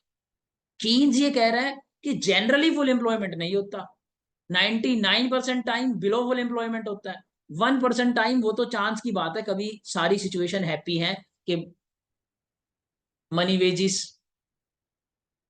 ऑल्दो इनफ्लेक्सिबल है बट प्राइसेस में फॉल नहीं आया, तो रियल वेज किसी तरीके से फुल एम्प्लॉयमेंट में मेंटेन हो रही है। पहली चीज। दूसरा, बाय चांस ऐसा हो रहा है कि होर्डिंग ऑफ मनी जीरो है। तीसरा, बाय चांस ऐसा हो रहा है कि एनिमल स्पिरिट्स हाई है, तो सब इन्वेस्टमेंट हो रहा है। इतनी सारी पॉसिबिलिटीज जब होंगी तब जाके फुल एम्प्लॉयमेंट इक्विलिब्रियम होगी, और इसके चांसेस बहुत कम है, इसके चांसेस बहुत कम है। तो ये जनरली नहीं होता है, ओकेजनली होता है कि कभी बारिश भी हो, भूख भी अच्छी लगी हो, उसी वक्त कुछ स्नैक्स बन जाए। ये तो जनरली नहीं होता, ये बहुत साल में कभी हो गया, वरना या तो भूख अच्छी नहीं होगी या बारिश नहीं होगी, कुछ ना कुछ होगा। इसी तरीके से ये वर्ड को फ्रेम करा गया था, बुक की हेडिंग दी गई थी general theory of interest output and employment. According to Keynes, there were three reasons for sustained involuntary. Involuntary का मतलब होता है अपनी मर्जी से नहीं, जॉब करना चाहती है लेबर लेकिन उसे जॉब मिल नहीं पा रही है, तो फुल एम्प्लॉयमेंट नहीं।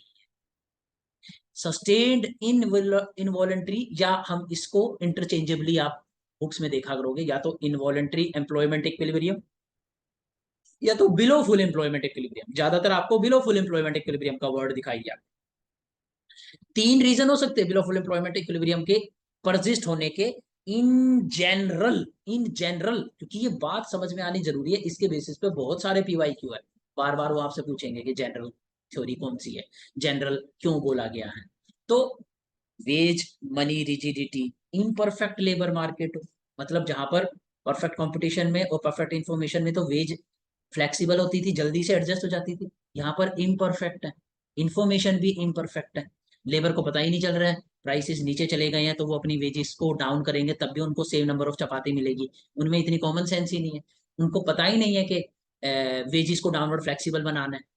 लिक्विडिटी ट्रैप और एनिमल स्पिरिट्स डाउन, जब भी ऐसी ये तीन चीज होंगी तो आप बिलो फुल एम्प्लॉयमेंट इक्विलिब्रियम में स्टक हो जाओगे।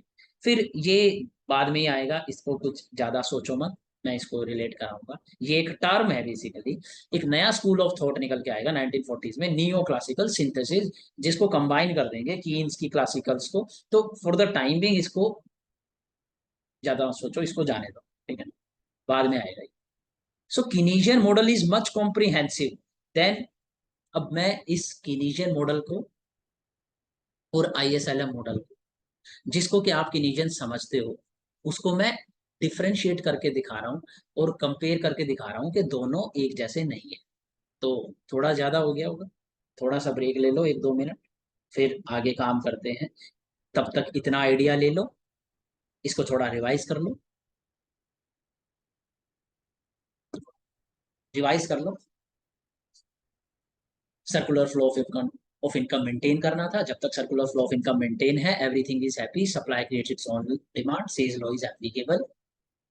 But then suddenly in 1920s inventory stock started remaining in positive, and Because of that, firms started firing the labor, unemployment started, and everybody was curious, everybody was puzzled why such thing is happening in the classical macroeconomic model when supply ensure its demand. तो इसके पीछे क्या कहानी चल रही है ये हम जानना चाहेंगे, और ये सॉल्यूशन कोई बता नहीं पा रहा था. So Keynes started thinking on it, and Keynes found out there could be 3-4 possibilities due to which we can remain below full employment equilibrium for a very very long time, और इसलिए visible government hand की जरूरत है.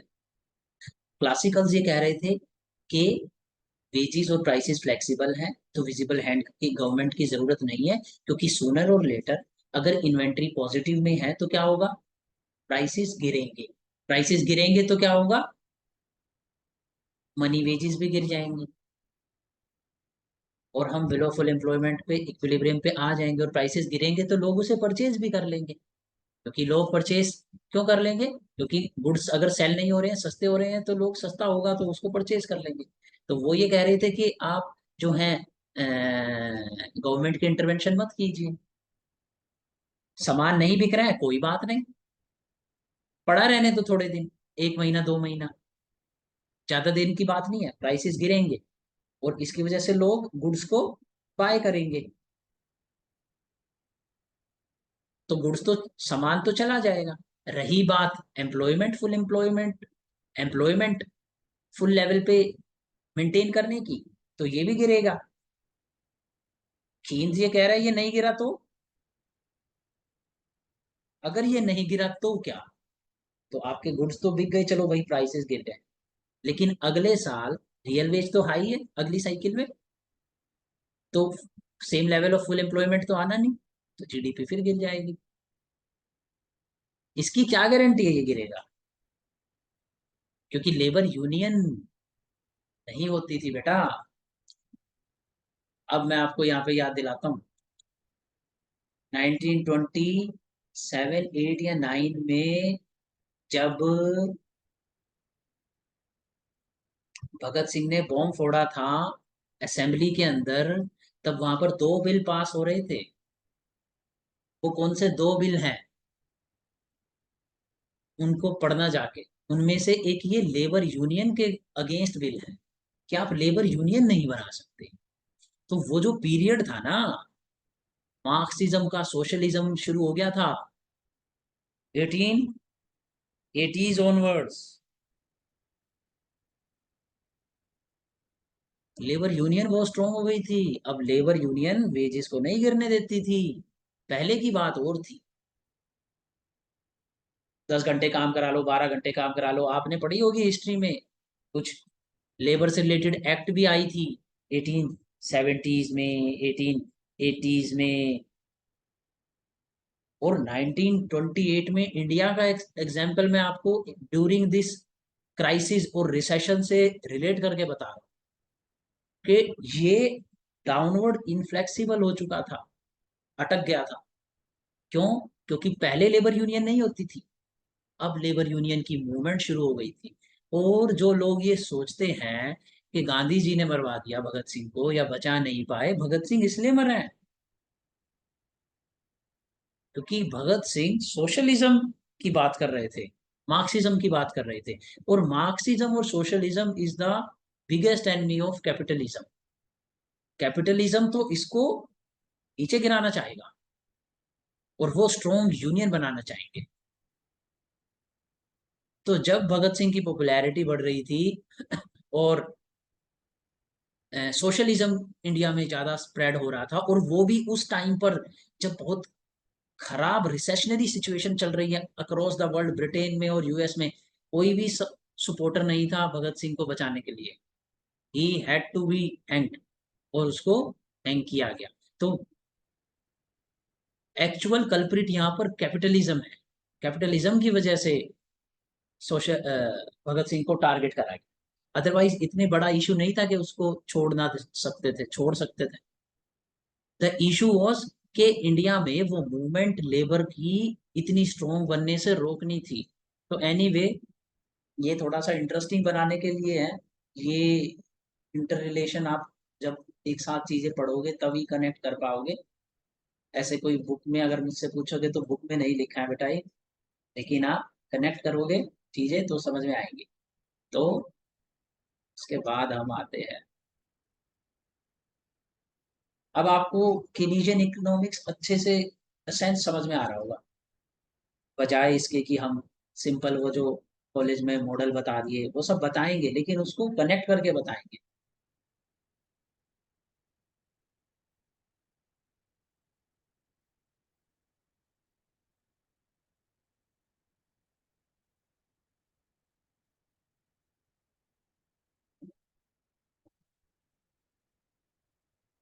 Okay, अब थोड़ा सा एक छोटा सा ही पार्ट है, उसके बाद रिग्रेसिव एक्सपेक्टेशन खत्म हो जाएगी क्लास, ठीक है। ओके, तो अब मुझे ये समझाना है आपको, आपने जो अभी तक ये एग्रीगेट सप्लाई कर, आपको किनेजियनिज्म में ये, या तो जिसने पढ़ा नहीं है उसके लिए तो बहुत अच्छी बात है, क्योंकि अनलर्न नहीं करना कुछ, जिसने पढ़ रखा है उसके लिए थोड़ी सी सोचने वाली बात है कि अगर आपको लगता है कि ये किनेजियन एग्रीगेट सप्लाई कर रहा है, तो ये किनेजियन एग्रीगेट सप्लाई कर बास्टर्ड किनेजियनिज्म में होती है। बास्टर्ड किनेजियनिज्म बोला जाता है अडल्ट्रेटेड फॉर्म ऑफ किनेजियन को। अडल्ट्रेटेड फॉर्म कौन सी है? IS-LM model. तो आईएसएलएम मॉडल क्या बोलता है कि प्राइसेस कांस्टेंट रहते हैं और आउटपुट जो है आपका बाय वन बाय टू बढ़ता जाता है, और ये कब तक रहता है ऐसा? जब तक आप फुल एम्प्लॉयमेंट पे ना आ जाओ, ठीक है।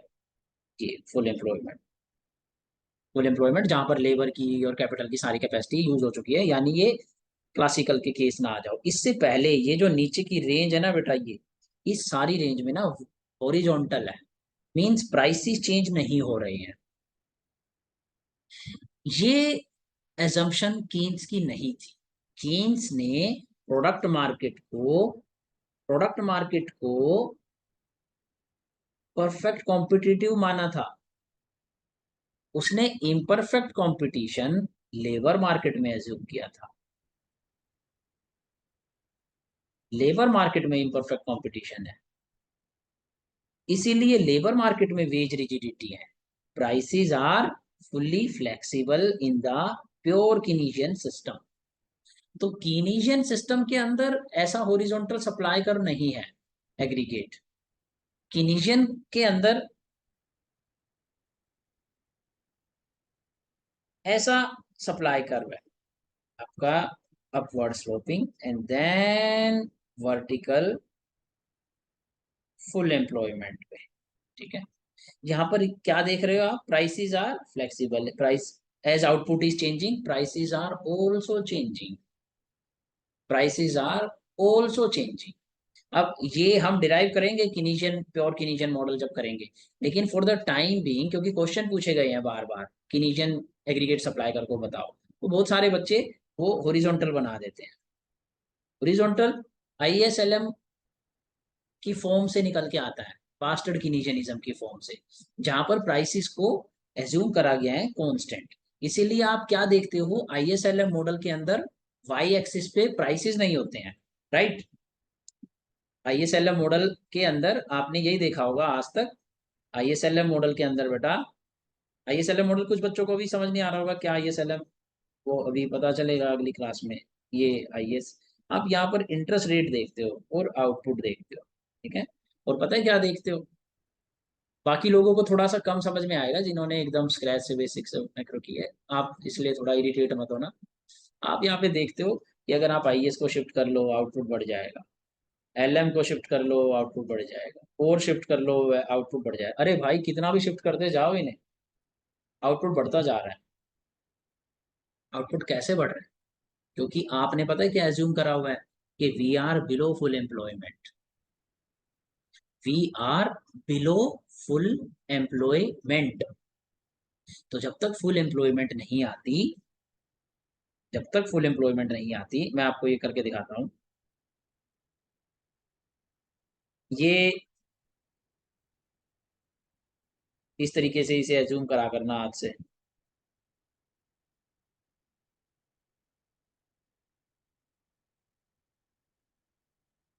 कि आपका LM, कि आपका IS। देखो, LM राइटवर्ड शिफ्ट का मतलब कुछ नहीं होता, monetary expansionary policy. IS rightward shift expansionary fiscal policy. वही गवर्नमेंट का विजिबल हैंड, गवर्नमेंट पैसे खर्च रही है। देखो बढ़ाते जा रहे हैं, बढ़ाते जा रहे हैं, बढ़ाते जा रहे हैं। तो ये ISLM मॉडल में ना ये एज्यूम करा गया है कि prices somehow are constant. And why are they constant? Because you are below full employment.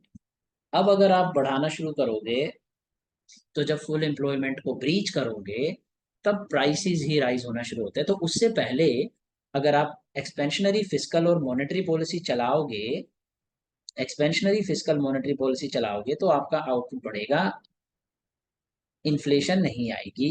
ठीक है। एक और चीज जो आपने उसमें देखा था,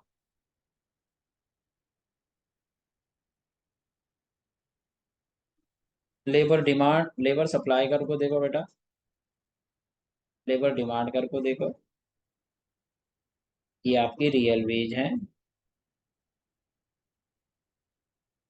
ये आपका फुल एम्प्लॉयमेंट लेवल, जिसके कोरस्पॉन्डिंग फुल एम्प्लॉयमेंट आउटपुट जो हमें देता है ये वाला वर्टिकल AS YF। अब हम बात कर रहे हैं, अगर यहाँ पे, अगर हम यहाँ पे हैं बेटा, यहाँ पे सोचो, अगर आप यहाँ पे हो,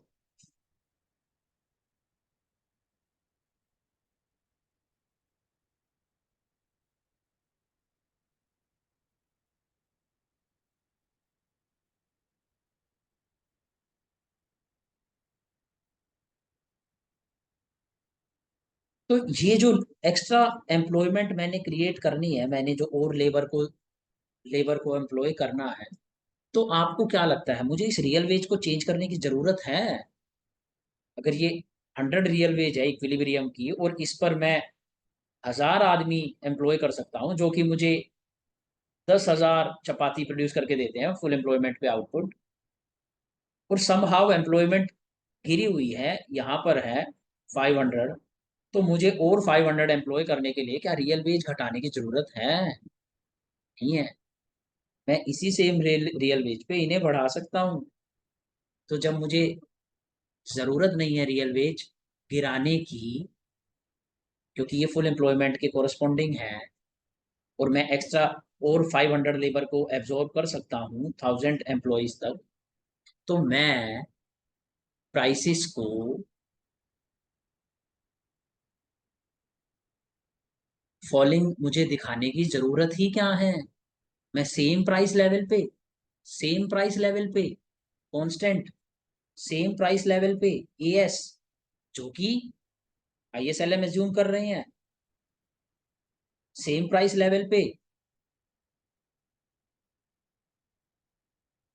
सेम प्राइस लेवल पे Y1 Y2 Y3, जब तक के AS हॉरिजॉन्टल नहीं होता, YF वाला मैं बढ़ा सकता हूँ बिना प्राइसेस में चेंज करे। इसलिए मैंने ISLM मॉडल में प्राइसेस को कांस्टेंट माना हुआ है, क्योंकि अगर मुझे 1000 से ज्यादा लोगों को एम्प्लॉय करना है, 1100, तब मुझे रियल वेज गिरानी पड़ेगी, यहां पर लानी पड़ेगी 80, और उस रियल वेज में मुझे प्राइसेस को बढ़ाना पड़ेगा। जब मुझे प्राइसेस को बढ़ाना पड़ेगा, तब रियल वेज गिरेगी। आपको बात समझ में आई?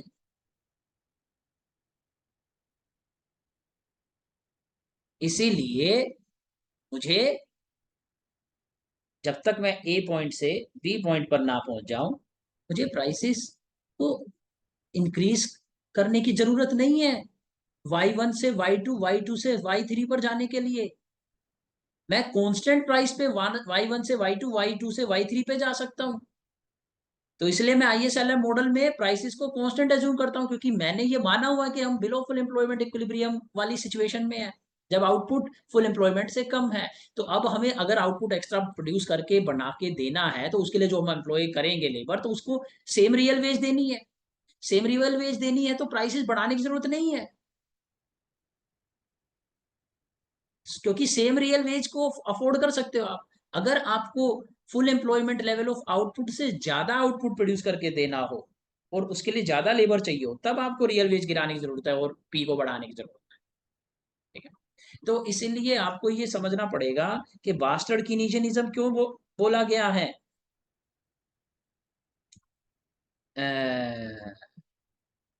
आईएसएलएम को, क्योंकि वो प्राइसेस को कांस्टेंट मान रहे हैं। जबकि मैंने कीन्स का एग्रीगेट सप्लाई करो आपको कैसा बताया, वो ये बताया कि वो अपवर्ड स्लोपिंग है फिर वर्टिकल है। अब यहाँ पर क्या हो रहा है, प्राइसेस बढ़ रहे हैं, वहां पर प्राइसेस नहीं बढ़ रहे। आईएसएलएम का कीनीशियनिज्म बढ़ाओगे दिखाओगे तो उसके पीछे इंट्यूशन क्या है, ये वाली, कि अब आप आउटपुट बढ़ा सकते हो बिना प्राइसेस, बिना रियल वेज घटाए हुए, क्योंकि आप बिलो फुल एम्प्लॉयमेंट करेंगे। 80% तो समझ में आया होगा, आगे समझ में आ जाएगा जब आप अगली क्लास करोगे। ठीक है, 68-70% तो समझ में आया होगा, 60-70 इज गुड इनफ अभी के लिए। ठीक है। Keynesian model is much comprehensive than ISLM model. Keynes did not assume fixed prices. He only assumed fixed money wages, while ISLM assumed both fixed money wages and fixed prices. So before analyzing the comprehensive Keynes model, we will first build upon ISLM model. Keynesian economics general theory, full employment is by chance or specific case of general macroeconomic phenomena of unemployment equilibrium.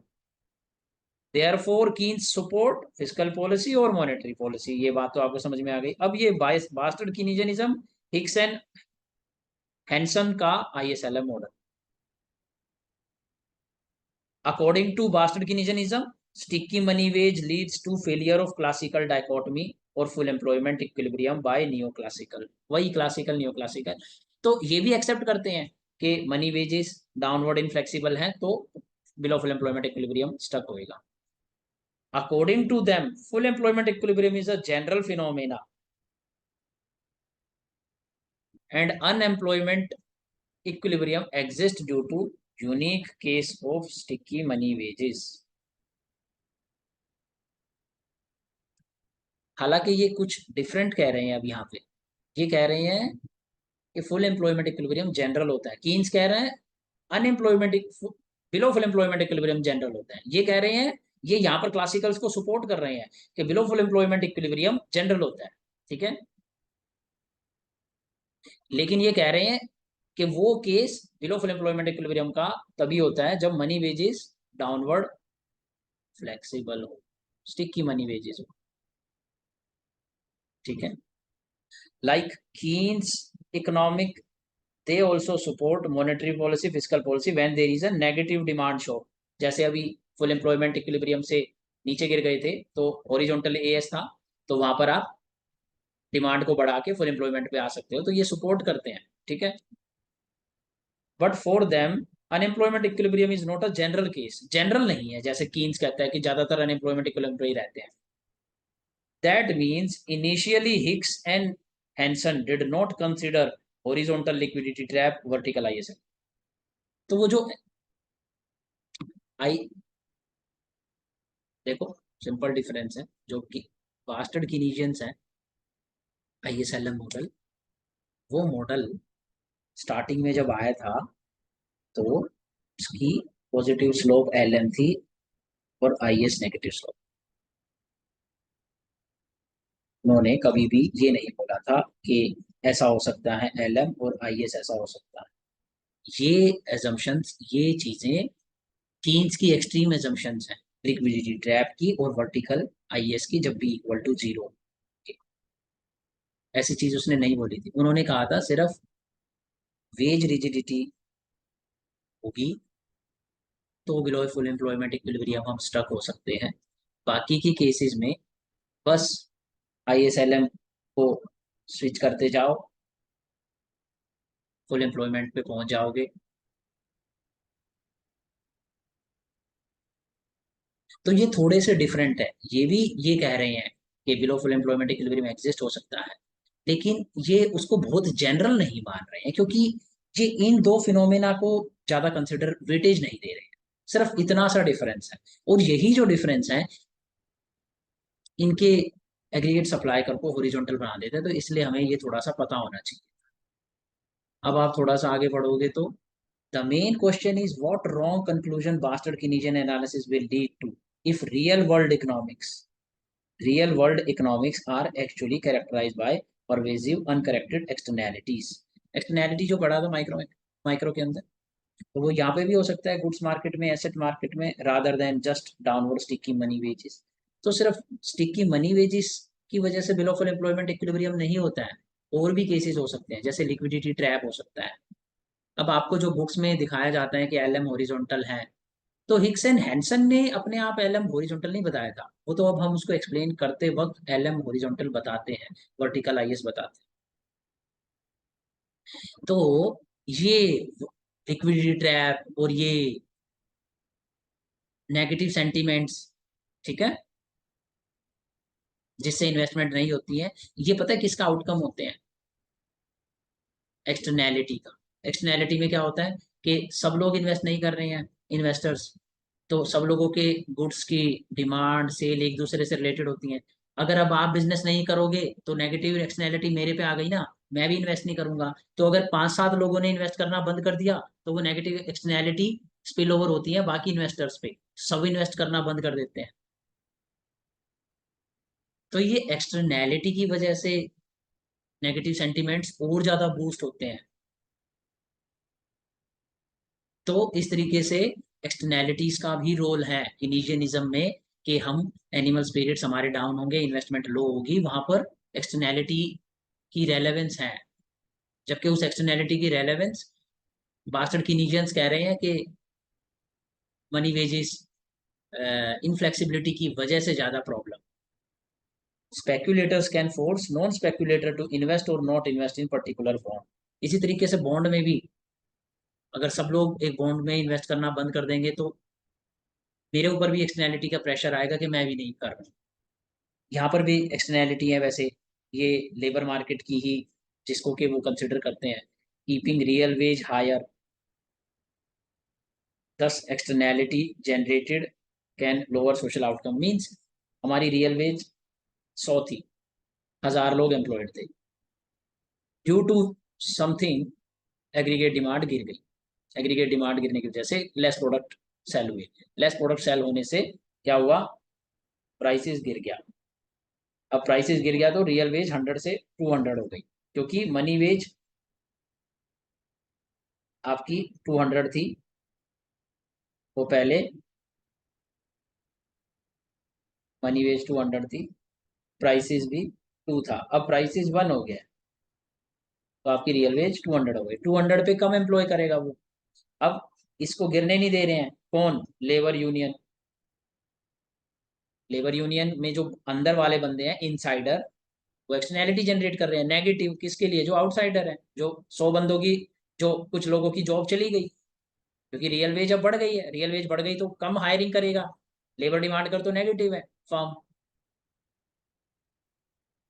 तो ये थोड़ा सा पढ़ना, इसमें कुछ दिक्कत आएगी तो फिर आपको मैं बताऊंगा थोड़ा और क्लैरिटी के साथ, कोई घबराने वाली बात नहीं है एकदम अगर समझ में ना आए तो। अब आपका आखिरी टॉपिक है, और यही मेन टॉपिक है, यहाँ से तुम्हें चीजें और क्लियर समझ में आएंगी। कीन्स का आइडिया लिक्विडिटी प्रेफरेंस थ्योरी का। अब कैश जो अभी तक सिर्फ आप या तो सामान खरीदने में, गुड्स परचेज करने में यूज करते थे, या तो आप उसे क्या कर देते थे बेटा? इन्वेस्ट कर देते थे। इन्वेस्ट कर देते थे बॉन्ड्स में। अब देखो, इसने की मनी के रोल डिवाइड कर दिए हैं। एक रोल ट्रांजैक्शन मोटिव, एक रोल स्पेक्यूलेटिव मोटिव, एक रोल प्रिकॉशनरी मोटिव, और हमारा फोकस पता है इस पे है। लेकिन पहले मैं ये दो बता देता हूँ। तो ट्रांजैक्शन तो तुम्हें पता ही है, आप जो भी गुड्स कंज्यूम करते हो उसके लिए तुम्हें कैश रखना पड़ेगा, तो कैश रखने का एक रीजन ये। अच्छा, दूसरा प्रिकॉशनरी। जब आप घर से बाहर जाते हो तो जरूरी नहीं है सारी मनी इसलिए लेके जाते हो कि कुछ सामान लेके ही आओगे। आपको फियर होता है कि कार में पंक्चर हो जाए, कार में पेट्रोल कम हो जाए, या कोई भी एक्सीडेंट हो जाए, तो मनी तो जेब में कुछ होनी चाहिए। वो प्रिकॉशनरी मोटिव होता है, हर इंडिविजुअल करता है ऐसे। ठीक है। तो अब आपके कैश रखने का सेकंड रीजन प्रिकॉशनरी मोटिव। ये पहला रीजन ट्रांजैक्शन मोटिव। और अब तीसरा मोटिव आ रहा है जो नया मोटिव है, स्पेक्यूलेटिव मोटिव। तो मेरे को एक मंथ के अंदर कितना कैश रखना है?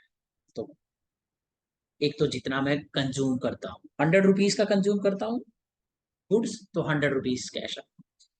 प्रिकॉशन के लिए 50 रुपीज कैश रख लिया। और स्पेक्यूलेटिव के लिए अगर 100 रख लिया तो मेरे को पूरे के पूरे मंथ में 250 कैश की जरूरत है। ये मेरी मनी डिमांड है, ये मेरी लिक्विडिटी प्रेफरेंस है। प्रेफर करता हूं मैं 250 कैश अपने हाथ में होल्ड करना। 100 ट्रांजेक्शन के लिए, 50 प्रिकॉशनरी के लिए, और 100 स्पेक्यूलेशन के लिए। अब देखो इनका रिलेशन किस चीज से है, आप खुद बताओ। एक पुअर इंसान को ट्रांजेक्शन के लिए कैश की ज्यादा जरूरत होगी कि रिच को? बताओ। हेलो। हेलो। हेलो। पुअर। किसको ज्यादा जरूरत होगी बेटा? पुअर को। पुअर को कैश की जरूरत होगी ट्रांजेक्शन के लिए। कंज्यूम तो रिच ज्यादा करता है ना। Yes, yes. रिच ज्यादा कंज्यूम करेगा ना, तो रिच को कैश की जरूरत होगी। अच्छा, प्रीकॉशन की, प्रीकॉशन की कैश की ज्यादा जरूरत भी रिच को होगी, क्योंकि रिच के पास ज्यादा रिस्क है। रिच के पास प्रीकॉशन के ज्यादा रीजन है। वो कार में जा रहा है, आप बस में जा रहे हो, पुअर हो तो। और वो कार में जा रहा है तो उसको petrol, tyre puncture, car accident, उनके बहुत सारी चीजों की जरूरत है। तो मैं क्या कहना चाहता हूँ कि जो ट्रांजैक्शन मोटिव के लिए कैश होता है, प्रिकॉशनर मोटिव के लिए, मोटिव के लिए कैश होता है, ये आपके इनकम वाई पर डिपेंड करता है। हमेशा इकोनॉमिक्स में, मैक्रो में, हम वाई से मतलब इनकम होता है। तो इनकम पे तो डिपेंड। हाँ बताओ। तो ये जो हम ज्यादा और कम करे बोल रहे हैं वो हम प्रपोर्शनेटली टू इनकम बोल रहे हैं या एब्सोल्यूट टर्म्स में बोल रहे हैं? क्या बोल रहे हो बेटा? Proportion to income, proportion. Alright. Absolute में भी तो बढ़ेगा फिर। हाँ सर वो तो है बट मैं प्रपोर्शन के हिसाब से कह हाँ, रही थी। इन बट सर इसीलिए मैंने, देन हाँ। सो देन इसके हिसाब से तो रिच का जो ट्रांजैक्शन मोटिव है वो कम होना चाहिए बिकॉज वो उनकी इनकम बहुत ज्यादा है तो वो as a proportion of their income they would be consuming less. But जो पुअर है वो तो ऑलमोस्ट अपनी पूरी इनकम ही क्या कहते हैं कंज्यूम करने के लिए स्पेंड करेंगे। सो एज अ प्रपोर्शन उनका ट्रांजैक्शन मोटिव ज्यादा होना चाहिए पुअर का। मैं समझ रहा हूँ, आप वो वाला माइक्रो का कंसेप्ट लगा रहे हो यहाँ पे, जो हमने पढ़ा था कि ज्यादा कैश की जरूरत हमें पड़ेगी। यस इस, सर। नहीं लेकिन इसका भी लॉजिक होगा, मैं रिकॉल करके बता दूंगा।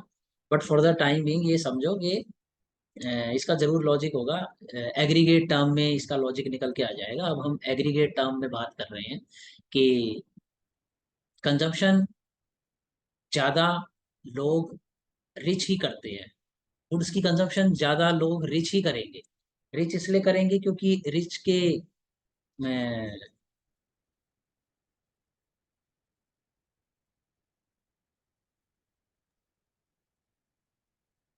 आई थिंक, मेरे ख्याल से तुम वो बात सही कह रही हो। एब्सोल्यूट टर्म होना चाहिए कि मींस इनकम राइज होगी। एक इंडिविजुअल के पॉइंट ऑफ व्यू से मैं ये बात कहना चाहता हूँ कि अगर आपकी इनकम राइज होगी तो इनकम राइज होने से आपका ट्रांजैक्शन मोटिव के लिए कैश राइज होगा। अब एक इंडिविजुअल कंसिडर करो ए। ठीक है, एक इंडिविजुअल कंसिडर करो ए, और इस ए को कैश की जरूरत ट्रांजैक्शन के लिए है, और प्रिकॉशन के लिए है, और स्पेक्यूलेशन के लिए है। ठीक है।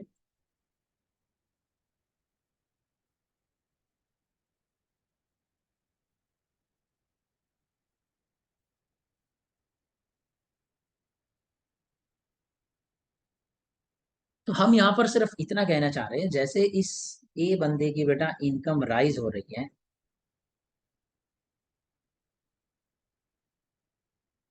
तो कैश प्रोपोर्शन में नहीं, आई थिंक एब्सोल्यूट सेंस में ही ये बात बनती है कि जब आपकी इनकम राइज होती है तो आपको आपका एक्सपेंडिचर, स्टैंडर्ड ऑफ लिविंग बढ़ता है, आप और ज्यादा खर्चा करते हो। तो जैसे ही आपकी इनकम राइज होगी तो आपका ट्रांजैक्शन पर्पस के लिए कैश की डिमांड बढ़ेगी, और साथ में प्रिकॉशन, क्योंकि प्रिकॉशन भी ज्यादा लेगा रिच। जब आप रिच हो रहे हो तो आप ज्यादा कंजम्पशन कर रहे हो, ज्यादा कमोडिटीज की कंजम्पशन कर रहे हो, तो आपके प्रिकॉशन के कैश की भी डिमांड बढ़ेगी। तो हम इसे पॉजिटिव रिलेशन से रिलेट करते हैं, ट्रांजैक्शन के को भी और प्रिकॉशन को भी। ठीक है। कुल मिला के जब इनकम बढ़ती है तो इंसान को एक्सपेंडिचर ज्यादा करना है, कंज्यूम ज्यादा करना है, तो वो कैश भी ज्यादा डिमांड करेगा, और प्रिकॉशन के लिए भी उसका कैश की डिमांड ज्यादा बढ़ेगी। अभी फिलहाल के लिए ये देखो, एग्जैक्टली मैं सोचूंगा इस पे, मेरे ख्याल से और कोई इशू नहीं है। सर मैं इसके अंदर बट रिच एंड पुअर के अंदर डिस्टिंक्शन करने का कोई मतलब इतना क्या वो है मोटिव नहीं, टू रिच और डिस्टिंग्विश बिटवीन? नहीं, देखो हम तो करते ही नहीं है इसमें। क्यों नहीं करते? क्यों नहीं करते? क्योंकि हम यहाँ पे ना एवरेज की बात कर रहे हैं कि पूरे पूरे इकोनॉमी की।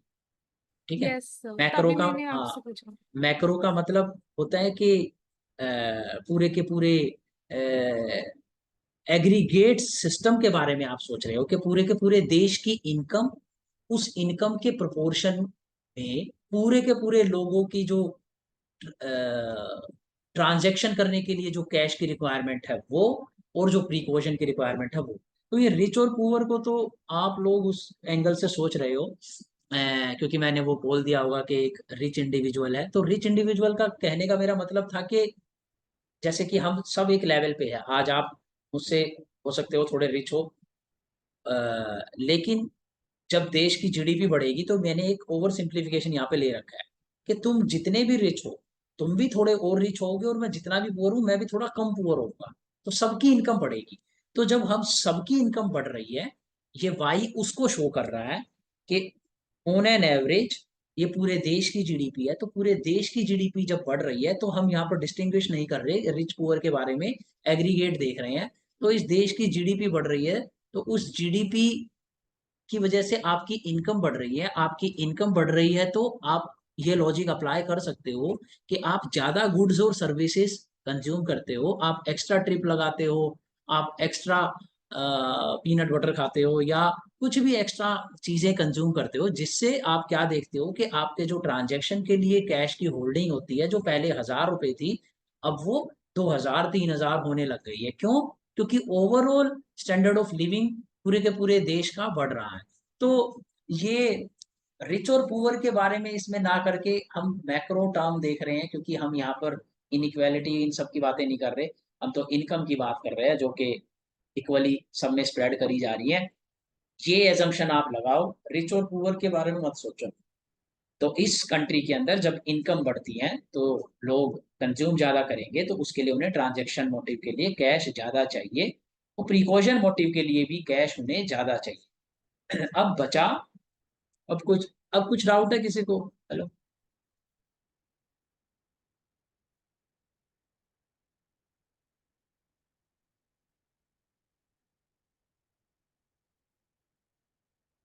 अब क्लियर है बेटा? Yes sir. रिच और पुअर की इसमें अंकुश बात नहीं आएगी इसमें। पूरे के पूरे देश के इनकम की बात आ रही है, एग्रीगेट जीडीपी की। और एग्रीगेट जीडीपी जब बढ़ती है तो देश में कंजम्पशन बढ़ती है, कंजम्पशन बढ़ती है तो एब्सोल्यूट सेंस में जो आपको 1,000 रुपीज की कैश की जरूरत थी, अब वो बढ़ रहा है। वो कितनी इनकम का कैश चाहिए उसे, वो तो फिर अलग चीज है। वो आपकी मार्जिनल प्रोपेंसिटी टू कंज्यूम है, मतलब प्रोपोर्शन के इनकम का 0.5 जो होता है, इनकम का 0.5, 50% मैं कंज्यूमशन के लिए डालता हूँ, 50% मैं सेविंग के लिए डालता हूँ, वो तो अलग चीज है, मार्जिनल प्रोपेंसिटी टू कंज्यूम। यहाँ पर हम कैश की बात कर रहे हैं। तो और ये जो 0.5 निकालते हैं हम पूरे के पूरे देश की जीडीपी, इसमें भी एवरेज होती है ये, इसमें रिच और पुअर की सबकी एवरेज निकाल ली तो एक नंबर आ गया 0.5। तो एनीवे अब ये ट्रांजैक्शन का मोटिव आई थिंक समझ में आ गया होगा। किसी को दिक्कत है बेटा, या हम करें अगला टॉपिक स्पेक्यूलेटिव, जिसके लिए ये मेन क्लास थी। Hello hello hello. Yes sir. तो चलो रिग्रेसिव एक्सपेक्टेशन मॉडल करते हैं। अब देखो यहाँ पर आपको स्पेक्यूलेशन के बारे में समझ में आएगा। स्पेक्यूलेशन बोलते किसे हैं और क्यों कैश की होर्डिंग हो जाती है, इसको देखो आप। ये देखो, ये बेटा 5% है रेट ऑफ इंटरेस्ट देश के अंदर। ये एक इंडिविजुअल स्पेक्यूलेटर है जिसके पास कुछ 100 रुपीज का कैश है। अच्छा, उससे पहले उसने अपने ट्रांजेक्शन के लिए 100 और प्रिकॉशन के लिए 150 निकाल लिया। अब ये 100 रुपीज इसके पास बचे हुए हैं। अब ये कंसीडर कर रहा है कि इस 100 में वो बॉन्ड परचेज करे 100 रुपीज का, या ना परचेज करे। ठीक है, ठीक है। मतलब एक बॉन्ड रुपीज नहीं बोलता, मतलब एक बॉन्ड जो 5 रुपए का रिटर्न देता है। एक बॉन्ड है जिसको आप खरीद लो, हर साल आपको 5 रुपए देगा रिटर्न। अब उस बॉन्ड का प्राइस कितने में खरीदोगे, कब खरीदोगे, वो चीज हमें कंसिडर करनी है। ठीक है। अच्छा, पहले ना इस वर्ड का मतलब समझो बेटा। रिग्रेसिव, रिग्रेसिव होता है,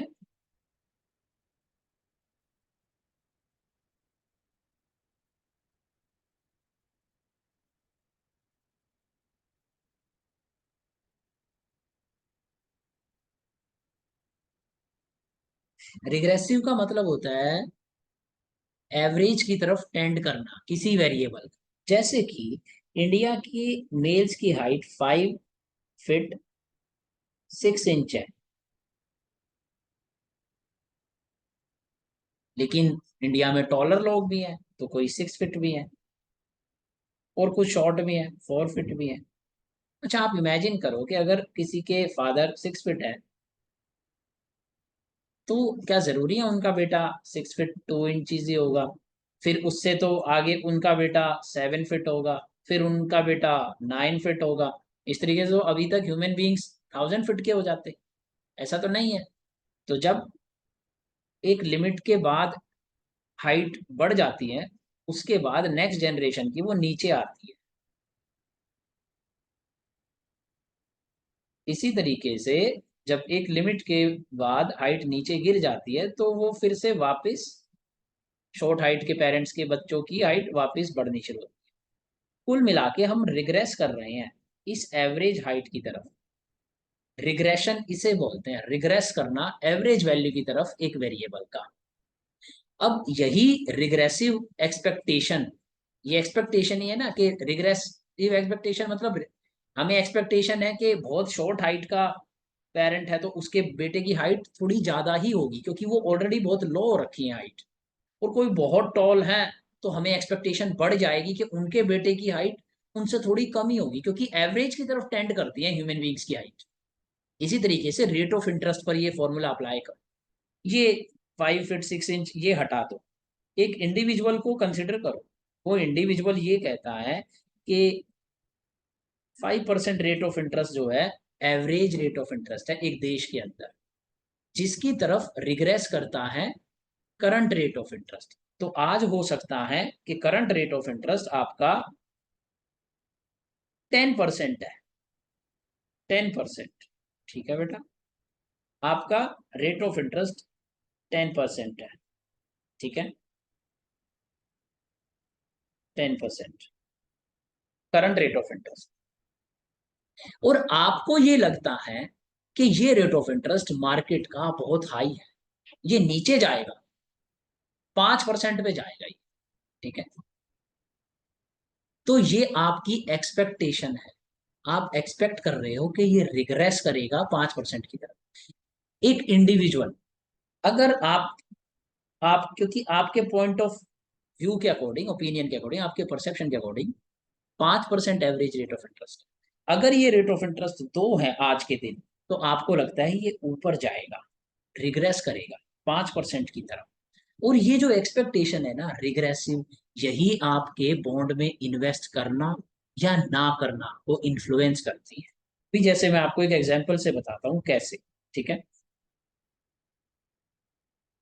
हम लोग 3 रेट ऑफ इंटरेस्ट ले लेते हैं। ठीक है, आपने ट्रांजैक्शन के लिए कैश निकाल दिया, प्रिकॉशन के लिए निकाल दिया, अब कुछ कैश बचा हुआ है, ये सोच रहे हो इसका मैं बॉन्ड लूं, लिक्विडिटी प्रेफरेंस थ्योरी, मैं इसको बॉन्ड में कन्वर्ट करूं कि लिक्विड में ही रखूं। अब ये आप सोच रहे हो कि बाकी के बचे हुए 100 कैश ट्रांजेक्शन और प्रिकॉशन के को मीट करने के बाद जो बाकी का 100 रुपीज बचा हुआ है, इस 100 रुपीज को मैं क्या करूं, इस 100 रुपीज का मैं बॉन्ड खरीदूं या इसे कैश में ही रखूं, आप ये कंसिडर कर रहे हो। तो आज फिलहाल 10% रेट ऑफ इंटरेस्ट चल रहा है करंट। 10% रेट ऑफ इंटरेस्ट का current market rate of interest 10% का मतलब क्या हुआ बेटा, इसका मतलब ये हुआ आज के दिन कोई भी इंडिविजुअल 10%, 10% ब्याज पर, 10% रेट ऑफ इंटरेस्ट पर मुझे पैसा लेने के लिए भी तैयार है, देने के लिए भी तैयार है।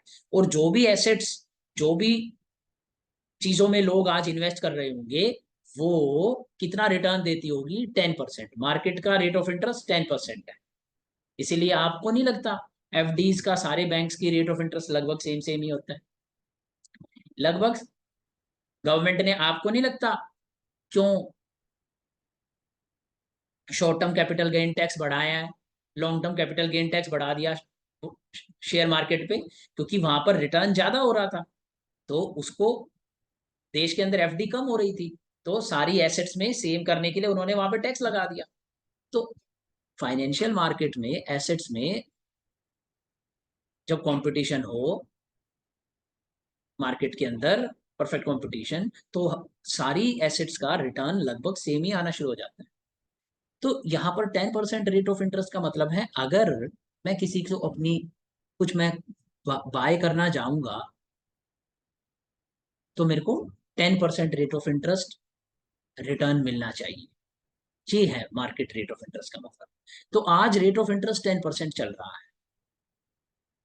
और एक बॉन्ड है जो 5 रुपए देता है, 5 रुपीज, गवर्नमेंट का, हर ईयर। तो मार्केट का रेट ऑफ इंटरेस्ट 10% है, 10% पर लेने के लिए भी तैयार है लोग, लोन देने और एसेट बाय करने के लिए भी तैयार है, और सेल करने के लिए भी तैयार है। तो अगर आप मुझे प्रपोजल दो कि बॉन्ड ले लीजिए, और मैं इंडिविजुअल स्पेक्यूलेटर, मेरे को प्रपोजल आया कि बॉन्ड ले लीजिए, 5 रुपीज देता है हर ईयर, फिर मैं क्या बोलूंगा कि भाई मैं बॉन्ड क्यों लूं। मैं बॉन्ड तब तक नहीं लूंगा जब तक जो आज का करंट रेट ऑफ इंटरेस्ट है 10% है मार्केट में, बाकी सारी एसेट्स में या एफडीज में या कहीं पे भी मुझे 10% रिटर्न चाहिए। तो आपके 5 रुपीज के बॉन्ड को मैं तब ले सकता हूं जब वो मुझे 10% का रिटर्न दे।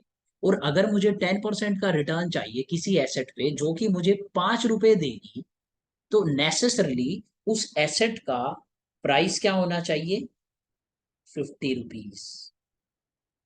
ठीक है बेटा, 50 रुपीज में उसमें डालूंगा, तब मुझे क्या मिलेगा, 5 रुपए बॉन्ड पे।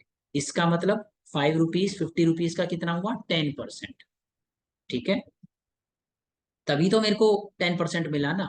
और मैं ऐसा क्यों कर रहा हूं, मैं ऐसा क्यों कर रहा हूं, मैं ऐसा क्यों कर रहा हूं, क्योंकि मुझे ये लगता है कि ये रेट ऑफ इंटरेस्ट बहुत हाई है, वो नीचे जाएगा 5% पे।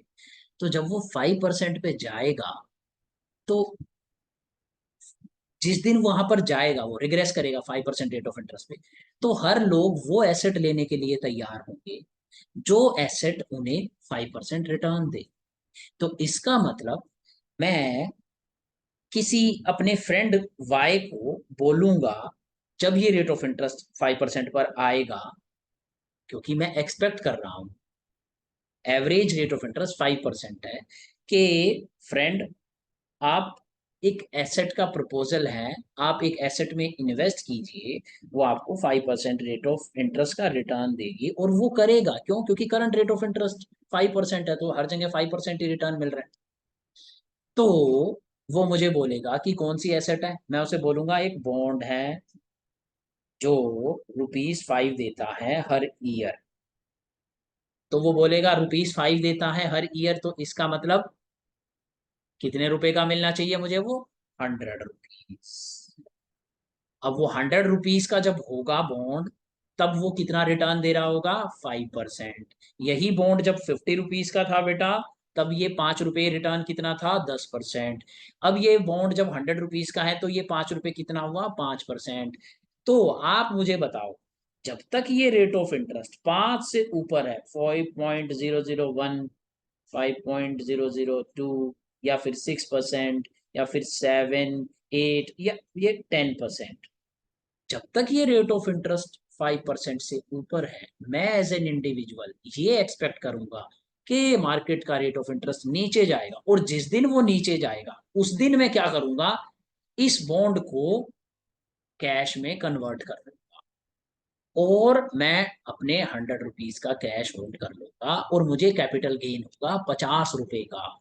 तो जब तक मेरा rate of interest, current rate of interest market में, according to my expectation, which I believe that 5% rate of interest is the real average rate of interest toward which the current rate of interest will regress, तो अगर वो rate of interest high है, तो मैं क्या करूंगा, मेरी preference क्या होगी, लिक्विडिटी की नहीं होगी, मेरी प्रेफरेंस होगी बॉन्ड की।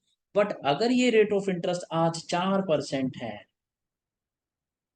मुझे ये लग रहा है कि ये 5% की तरफ जाएगा, तो ये यही सेम बॉन्ड, ये सेम बॉन्ड जो ₹5 देता है ईयरली, वो 4% का रिटर्न कब देगा, जब इस बॉन्ड का प्राइस ₹125 हो। देखो, 525, 5, 4, 4 आ गया 4%। तो आज मेरे को ₹125 की एक एसेट मिलेगी, 125 का एक बॉन्ड, जो ₹5 रिटर्न, जिसका 4% है, ये करंट रेट ऑफ इंटरेस्ट। लेकिन मुझे ये लगता है कि ये रेट ऑफ इंटरेस्ट ऊपर जाएगा, तो इसका मतलब जब मैं इसको सेल करने जाऊंगा नेक्स्ट ईयर, तो जिसको मैं सेल करूंगा, वो ये बोले, उसको मैं बोलूंगा कि आपको मैं ऐसा बॉन्ड देता हूं जो हर साल ₹5 देता है। लेकिन वो बंदा मुझे क्या बोलेगा, ठीक है, ₹5 देता है, तो इसका मतलब मुझे 5% रिटर्न चाहिए। क्यों? क्योंकि अगले साल मार्केट का रेट ऑफ इंटरेस्ट 5% होगा, उसको बाकी एसेट्स में 5% रिटर्न मिल रहा होगा, तो वो मेरे से क्यों कम इंटरेस्ट रिटर्न का बॉन्ड बाय करेगा। तो जब वो मेरे से बॉन्ड बाय करेगा ₹5 का, तो वो ये बोलेगा मुझे तो 5% रिटर्न चाहिए। ₹5, 5% होता है ₹100 का, तो वो मुझे क्या बोलेगा, I will buy your bond at ₹100। और उस केस में मेरे को क्या होगा बेटा, लॉस। कितने का, 25 का, मुझे कैपिटल लॉस हो गया ₹25 का। तो ये स्पेक्यूलेशन है कैश की। अब आपके पास ट्रांजैक्शन करने के बाद प्रिकॉशन के मोटिव के लिए पैसे निकालने के बाद, कुछ पैसे पड़े हुए थे कैश, और आपको ये डिसाइड करना था कि आप उसका बॉन्ड लो, या उसको कैश में रखो। आपको प्रेफरेंस सेट करनी थी, लिक्विडिटी रखनी है, कैश रखना है, या बॉन्ड रखना है। अब आप ये डिसीजन किस बेसिस पे लेते हो, इस बेसिस पे लेते हो कि मार्केट का रेट ऑफ इंटरेस्ट क्या है, करंट ऊपर है कि नीचे है। किसके ऊपर और नीचे, जो आपके according average rate of interest है, toward which in long run the rate of interest regress, the market rate of interest regress. तो अगर जरा सा भी 4.99% भी रेट ऑफ इंटरेस्ट है, तो expecting you are expecting capital loss. तो आप पता है क्या करोगे, सारा का सारा कैश स्पेक्यूलेटिव में रखोगे। देखो, ये आ गया नीचे, स्पेक्यूलेटिव मनी डिमांड। तुमने सारा कैश जो भी तुम्हारे पास था, 100, जो भी तुम मान लो तुम्हारे पास 100 कैश था, तुमने सारा स्पेकुलेशन में रख लिया, एक भी पैसा बॉन्ड में नहीं डाल रहे। अगर ये रेट ऑफ इंटरेस्ट 5.1% है, तो तुमने सारा का सारा मनी डिमांड वो सारा का सारा कैश स्पेक्यूलेटिव मनी डिमांड के लिए रख दिया, और तुम्हारा नहीं रखा, मतलब फिर तुमने सारा का सारा 100 रुपीज का कैश बॉन्ड में लगा दिया, तो तुम्हारा जो स्पेक्यूलेटिव मनी डिमांड का कंपोनेंट है कितना हो गया, 0। तो देखो ये 5% ना एक किंग पॉइंट है, इससे जस्ट ऊपर आपका आपका speculative money demand component becomes 0, और इससे जस्ट ऊपर आपका money demand component for speculative becomes 0, और जस्ट नीचे मनी डिमांड सारी की सारी जितना भी आपके पास इनकम बची हुई है ट्रांजैक्शन और प्रिकॉशन के बाद जो भी कैश बचा हुआ है सारा का सारा स्पेक्यूलेशन, स्पेक्यूलेटिव। अब आप इस चीज को रिकॉल करो, ये बंदा यहाँ पर है, हाउस होल्ड, इसके माइंड में कुछ रिग्रेसिव एक्सपेक्टेशन चल रही है, करंट रेट ऑफ इंटरेस्ट 9% है, इसको लगता है कि रेट ऑफ इंटरेस्ट 5% है जिसकी टुवर्ड ये जाएगा। तो क्या करता है ये बेटा बॉन्ड में इन्वेस्ट करता, यहाँ पर कोई पैसा ना आता, सारा का सारा इस मार्केट में जाता।